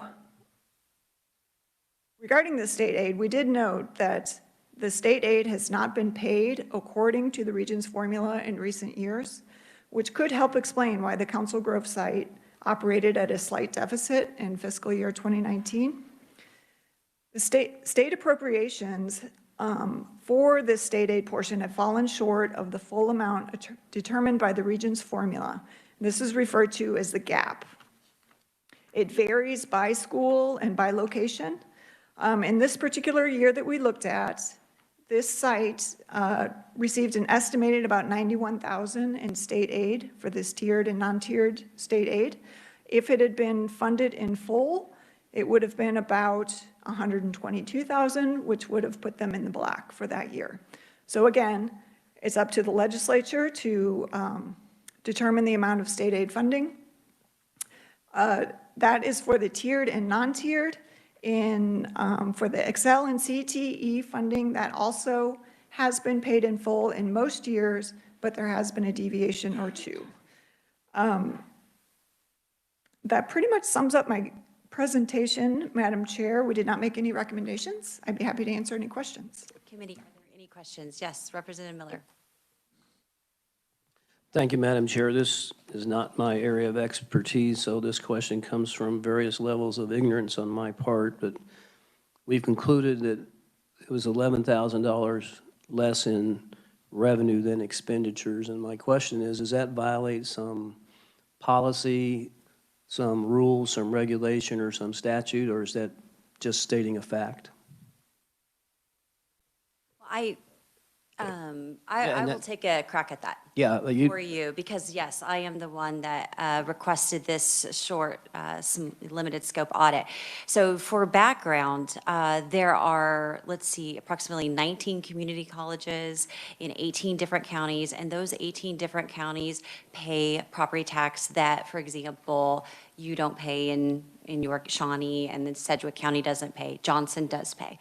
And that accumulates to over $260 million of revenue to fund students a year. In my county, Butler County, right by Sedgwick County, we have a small population compared to Sedgwick. 80% of our students don't live in our county. And so that really puts the pressure between $14 and $15 million of additional property tax on my constituent shoulders that are not paid by the people that actually utilize the college. And so this study, to your point on the $11,000, my questions that I would send to President Kroll, because I don't think our auditors will be able to answer, is how many years have we been in council row, and how many years have we operated a loss? And number two, all student fees, 100% of those fees go back for other purposes not at site, so they cannot be calculated. Therefore, like the football team, therefore athletics teams and activities, and for technology fees that aren't on-site costs. So in reality, they're in the red $40,000 at that site for however many years they are, which the response is no, there's no statutory requirement, it's locally controlled. So those local boards would then have this knowledge that wasn't provided to them and be able to make good decisions about should we increase our fees for that site or not. The intent is not to change the statute on this, the intent is to be informed. That help? Thank you, and I actually, when I asked the question, expected you to be the more knowledgeable person to answer it than Audit, or also in a position to expand the answer more than Audit could. So thank you. If you were queen of the state, and if you saw this as evidence of a problem, what would be your suggested remedy? Is it okay to ask you that question? Yes, it is. Thank you. Because there's two ways to break that question down. Number one, it could be just retained as a local issue. Local taxpayers need to make that determination. So that's that possible answer of the question. And that is done every time voters go and they actually elect their local trustees, and then they can make those determinations. However, when you have, 40 plus years of an institution, and actually they started in the 20s, but when the laws really were revamped and changed, then that's really when the burden became heavy. And so if I were queen for the day, I would say that $260 million should be borne by the entire state of Kansas, not just those individuals, just like the Regent schools are. So all of our tax dollars go to support the University of Kansas. All of our tax dollars go to support Fort Hays. There are some outliers to that, such as Washburn, where there's a sales tax that helps them. So what happens is a disproportional effect to those 18 counties, because me personally, I pay 2/3 of the cost of that student versus 1/3, supposedly, if the formula is fully funded, that aren't from my county. That means I bear that additional burden. So there's that option. The other third option is that across the state, we should look at efficiencies where we may be in a situation where colleges, the enrollment numbers are dropping drastically in our community colleges, about 10, 11% when I last checked. So the question becomes for those individual communities is this sustainable? Is it sustainable for Coffeyville and Independence to both have a community college in the same county? Is it sustainable? And the question ultimately is for the taxpayers. I don't think it'll be taken up by us, because I don't see the legislature adding $260 million to our budget. Thank you for that very candid response. I do have, is anybody else? Yes, a question, Senator Tyson. Just a comment. You've touched on a topic. I was in Montgomery County this weekend. They have 2 community colleges in one county, and they brought this up. So thank you, Madam Chair. And to add to that, just so you can be so grateful you don't reside there, their total additional mill levy for those colleges is about 46 mills, I believe, per individual. And that translates into your commercial business, into your private property, and then somebody that lives maybe 5 miles across the border doesn't have that. Yes, Representative Miller. But I understand, we heard that on our tour of the redistricting committee, we heard about that circumstance, but isn't that circumstance caused by local decisions to put themselves in that spot? And couldn't they cure it locally if they found it to be a problem? Absolutely, and that's where I go back to item number 1, and that's where public education is really important. That's one thing that we've done in Butler County, is to let residents know that we definitely value our community college, but when it's 1 mile from the boundary, or when we're located in Council Grove, or when we're providing 18 remedial classes in the city of Wichita, or when we're in McConnell Air Force Base, is that where we should be? Are we right sizing? Those are excellent questions. As long as our voters are educated, they'll make the right decisions, and there is an election coming up. So that's the first line of defense, and I think that's very fair. And they did it, each of these communities really did it to themselves. Every time they're allowing it to go on, it's their choice to do it. Okay, if there are no further questions, Chris, I do have a question, but I don't know if someone on the Regents is here that I could answer. I believe they're on WebEx, yes. Is someone there, hello, from the Board of Regents? Okay. I will direct this question to you, and maybe you can find out for them. Madam Chair? Yes, hello. Hello, I'm sorry. I was having computer difficulties and I'm on my phone. This is Elaine Frisbee. I'm Vice President for Finance and Administration at the Board of Regents. Thank you, Elaine. My question is really about the Community College Taxpayer Transparency Act that we passed 2 years ago. And one of the things that we wanted is for the public to be well informed. And I believe one of the items that was included was that when a student pays fees, that the website of the college needs to identify where those fees go. Is that correct? That is correct, Madam Chair. So my question to you concerning this audit, Butler Community College has it listed into activity. So they have approximately $34 worth of fees. They divide it into activity fee, student union fee, and technology fee. Would that be compliant with the intent of the law?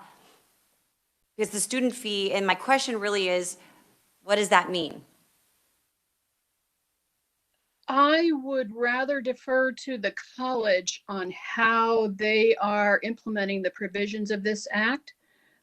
We as the Board of Regents do not have authority to audit the colleges in that regard. So we know that everybody at the time the legislation was enacted did make modifications to their website, but we have not done any thorough review of the results of that. And I know that folks from the Butler Community College are on the call. I'd rather defer to them if that's possible. Yes, is there a member or is President Kroll on the call or someone from Butler Community College? Yes, I am, Madam Chair. This is Dr. Kim Kroll. I'm the president of Butler. Thank you for the opportunity. We do identify that breakdown of our student fees, and you're correct, student activity and student union fee, student activity fee, and that's the way that it's designated on the, I think we have to put that information even on the breakdown of the student bill in part of the language. Student activity fee goes for a number of different things. It's to allow our students to get into any of the fine arts and athletic events free of charge. Some of that fund goes to, or some of that per credit hour fee goes to help fund scholarships college-wide for our college magazine, for some athletic scholarships, vocal music scholarships. And so it addresses a number of different things. The technology access charge, I think that you refer to, that we have implemented this year, every student pays that based on the number of credit hours that they're enrolled in each semester. And it covers all of our students use technology now in all of their classrooms across campus. And so that fee goes to help support those technology issues, making sure that we have updated and integrated technology and available technology in all aspects for students. Does that answer your question, ma'am? Well, it does to an extent, and I'm going to be really brief because this is a little bit parochial for our committee, so I don't want to overstay our time on this.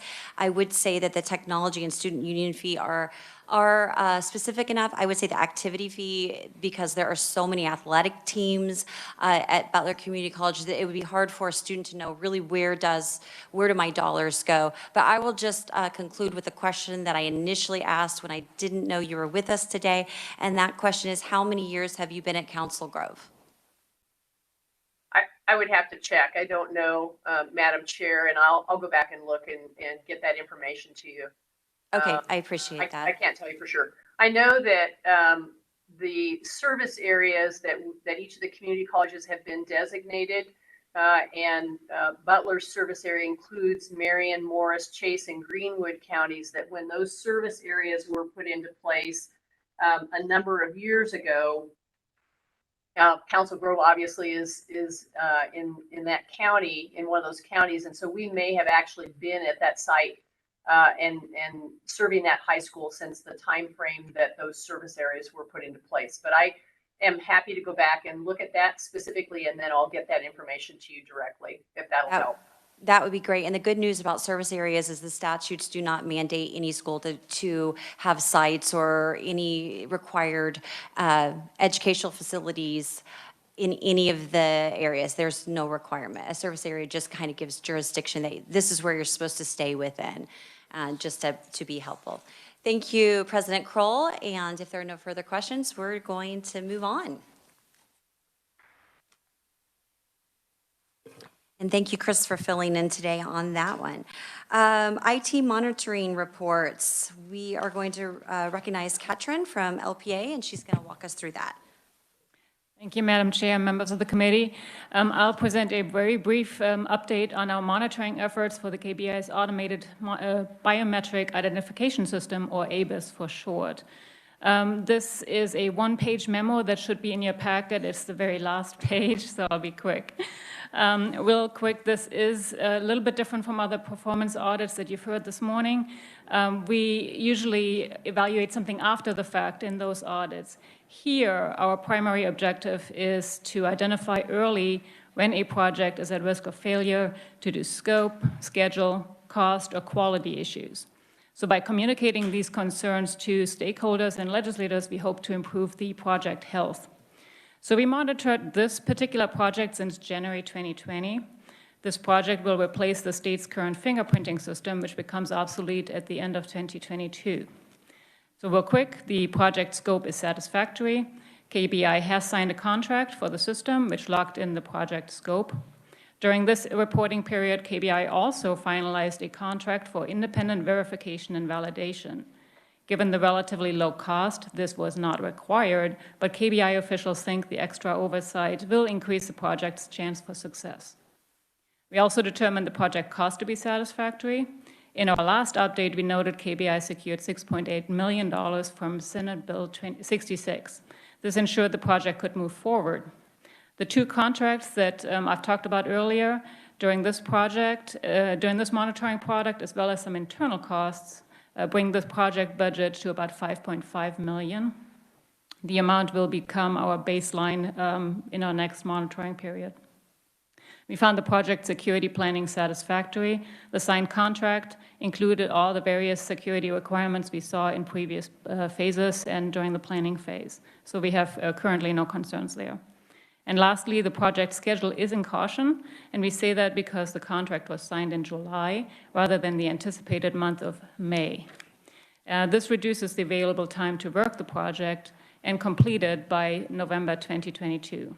The contractor agreed to these more aggressive milestones laid out in the executed contract, and so therefore we will just simply use these new dates and milestones to monitor the project schedule moving forward. And that concludes my presentation. I'll stand for questions. All right, thank you, Katrin. For our IT experts in this committee, and I know we have some, both sides of me, are there questions? Or for anyone? No questions? All right, thank you, Katrin. The next item on our agenda is the consent calendar, and I'd like everybody to take a look at that. I'll recognize Chris to explain the consent calendar.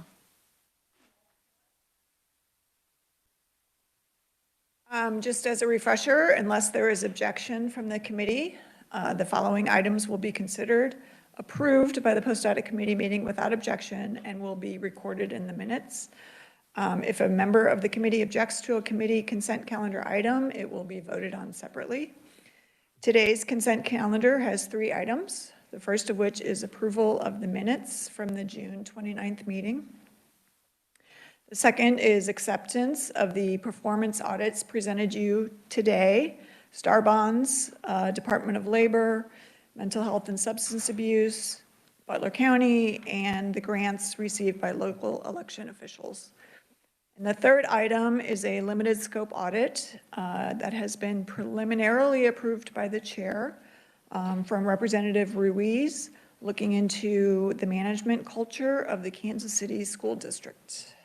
All right, well, thank you, Chris. And I am going to do something that doesn't necessarily happen very often. I'm going to object to my consent to have a limited scope audit on here, and not to the audit itself, but I'd like to pull it from the consent calendar. And so I would like to make a motion to pull it from the consent calendar and then to discuss it separately. So is there a second for the motion? There's a second by Representative Gardner. Any discussion and we'll kind of explain that, but if you have a question, you're welcome to ask it now or you can wait. All those in favor say aye. Oh, yes, Representative Miller. Thank you, Madam Chair. It's not a question, but just for clarification of the record, there are 2 Representative Ruizes, if we could make it clear which one. It's Louis Reese. Thank you. Yes. So I think it's Reese, but yes. So I'm not sure if this is technically that I need to take a vote on it, but we'll go ahead and do so since there was a motion second. If you approve removing it from the consent calendar, we will discuss it separately. All those in favor say aye. Any opposed?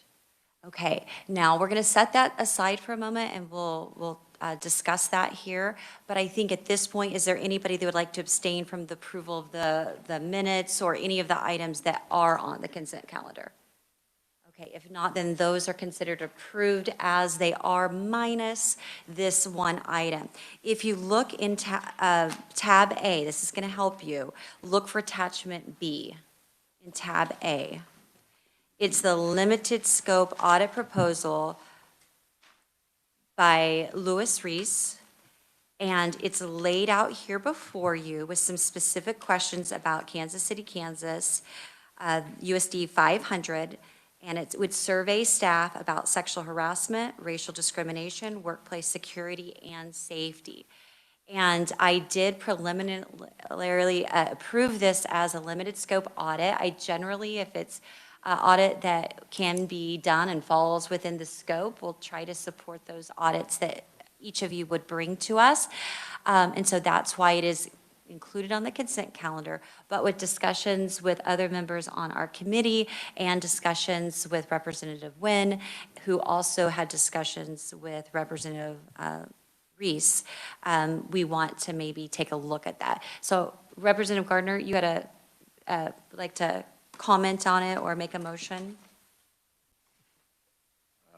Madam Chair, I think I do have a motion to table this at this point in time, but just very briefly background. When I read the limited scope audit and where it was going or trying to acquire that information, I was on the Auburn-Washburn School Board for 9.5 years, and I thought, isn't that odd? Why would we want to come to the state and do an audit if they can't? The first step is if that's going on and they need to do a survey, they need to do it locally within their school board and get the answers if that is indeed happening from their school board before coming to the state, us asking for an audit. That was just my opinion, and I discussed it with the chair, and that's where we are.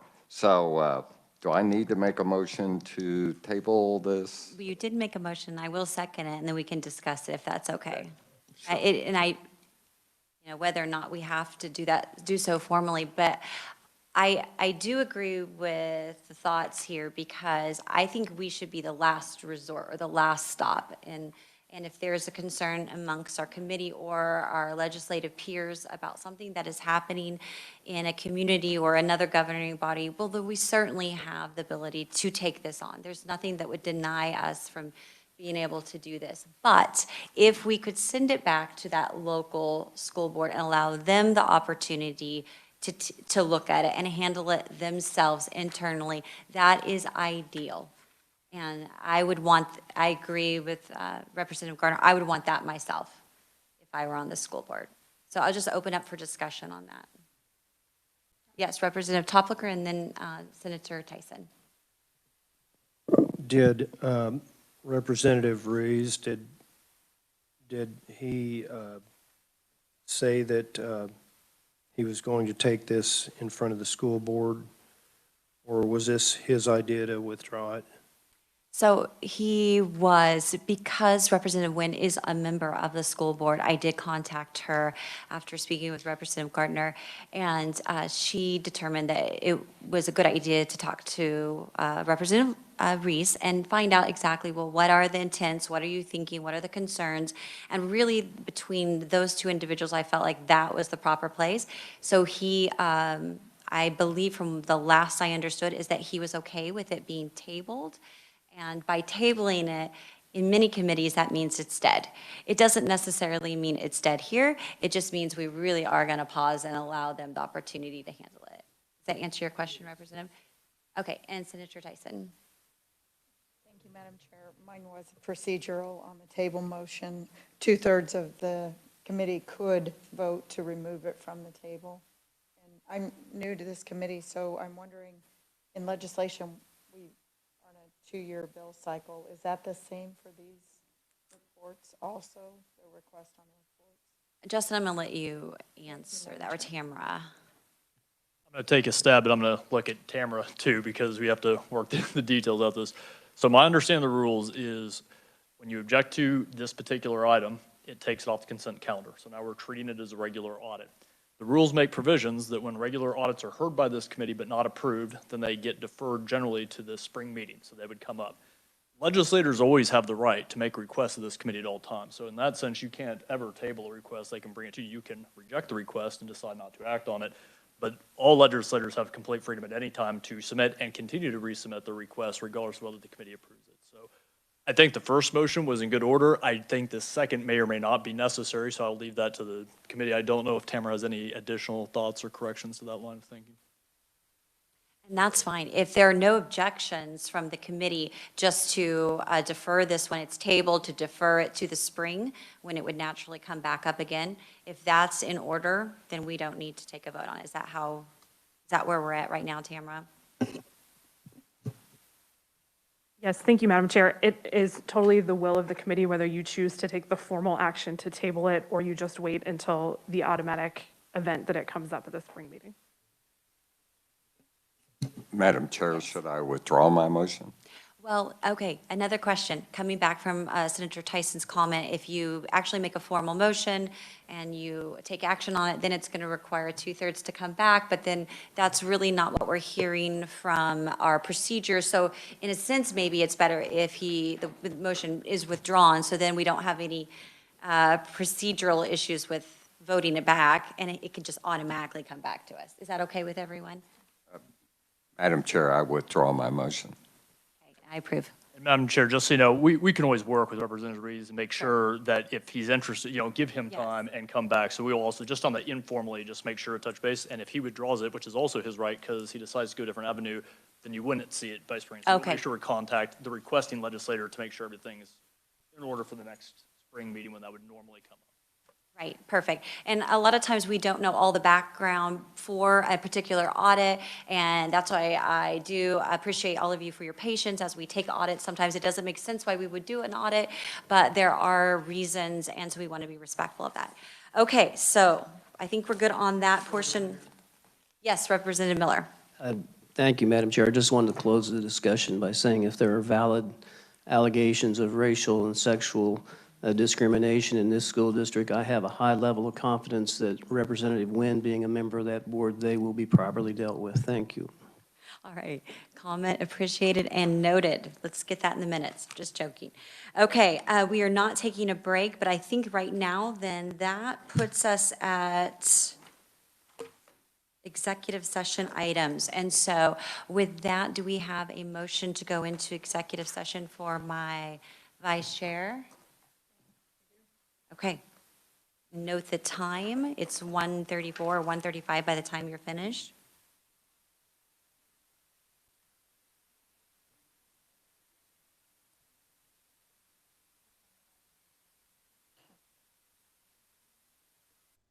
Thank you, Madam Chair. I don't think I'm on the right motion. I move to recess this open meeting for a closed meeting pursuant to KSA 75-4319 to discuss matters relating to security measures that protect Wichita State University and the Kansas Department of Revenue under the justification listed in KSA 75-4319B12C, because discussion of such matters in an open meeting would jeopardize such as security measures. To resume the open meeting in room 546 South at 2:25 p.m., and to record this motion if adopted as part of the committee's permanent record. Motion and second has been made. We'll skip the discussion if you all are good with that. All those in favor say aye. Any opposed? Yes, Justin. Motion carried. Chair, just before we go on, just to make sure I follow proper procedure, I wanted to list the individuals that remain in executive session. So that would be Mark Rohde and Ken Harmon from Wichita State University, who are joining us in the back. And then for the Kansas Department of Revenue, it will be Jeff Maxon, Andy Sandberg, and Craig Bowser are the individuals, plus the relevant LPA staff and the committee members themselves. All right, thank you for making sure we had that. Wichita State and Kansas Department of Revenue. Okay, all right, thank you. We're going to go ahead and turn your mics off.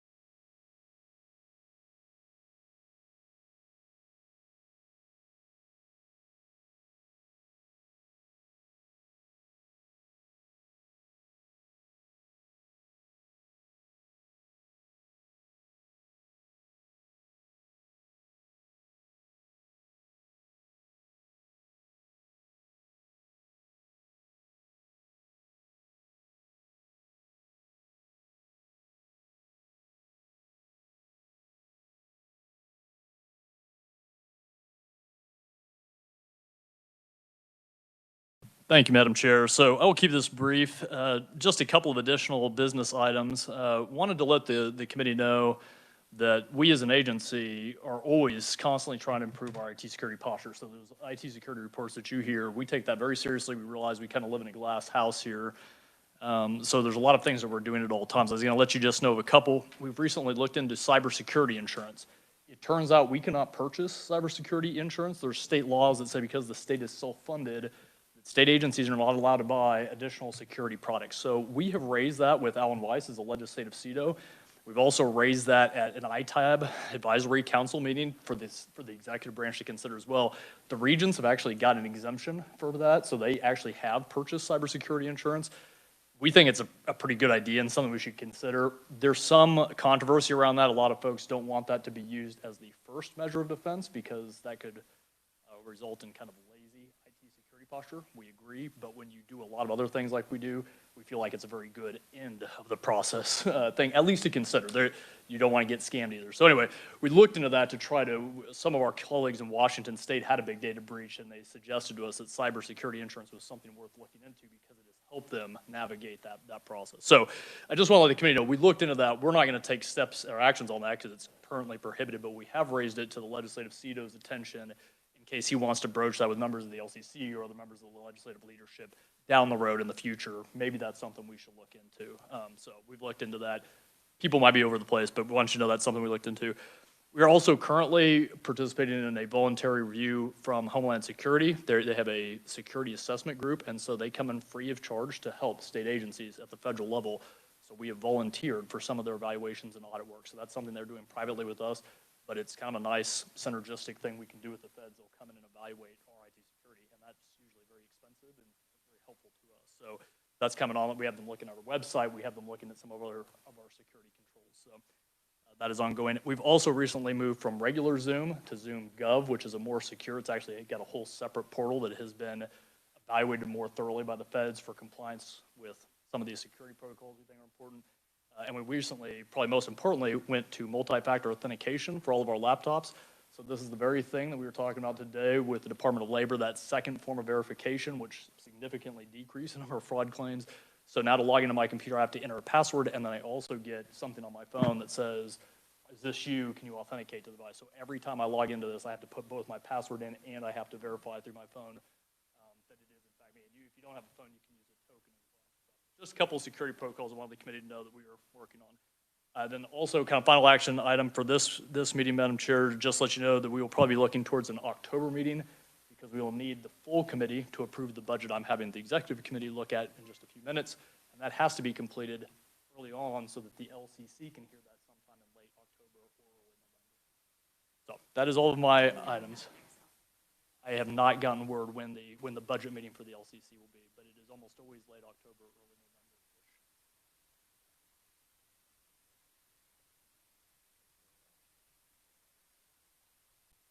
We will release any completed audits, so we have a couple already in the hopper, in October. So it won't be nearly as big as this meeting, but we will have some audit products to release to you in addition to the budget and some of the operational. It will be a smaller meeting for sure. Okay. Any other questions, Madam Chair?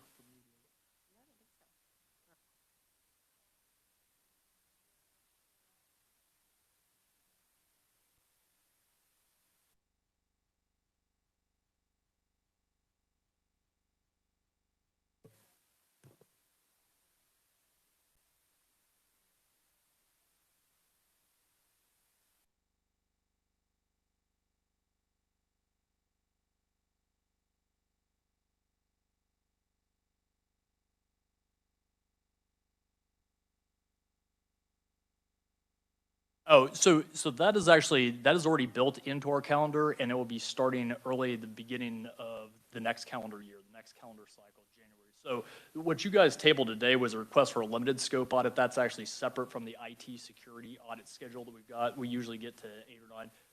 Given the events of this year and COVID, we did add them to our schedule per your comments at the Modernization Council and put them early in our calendar next year, and I've already reached out to them.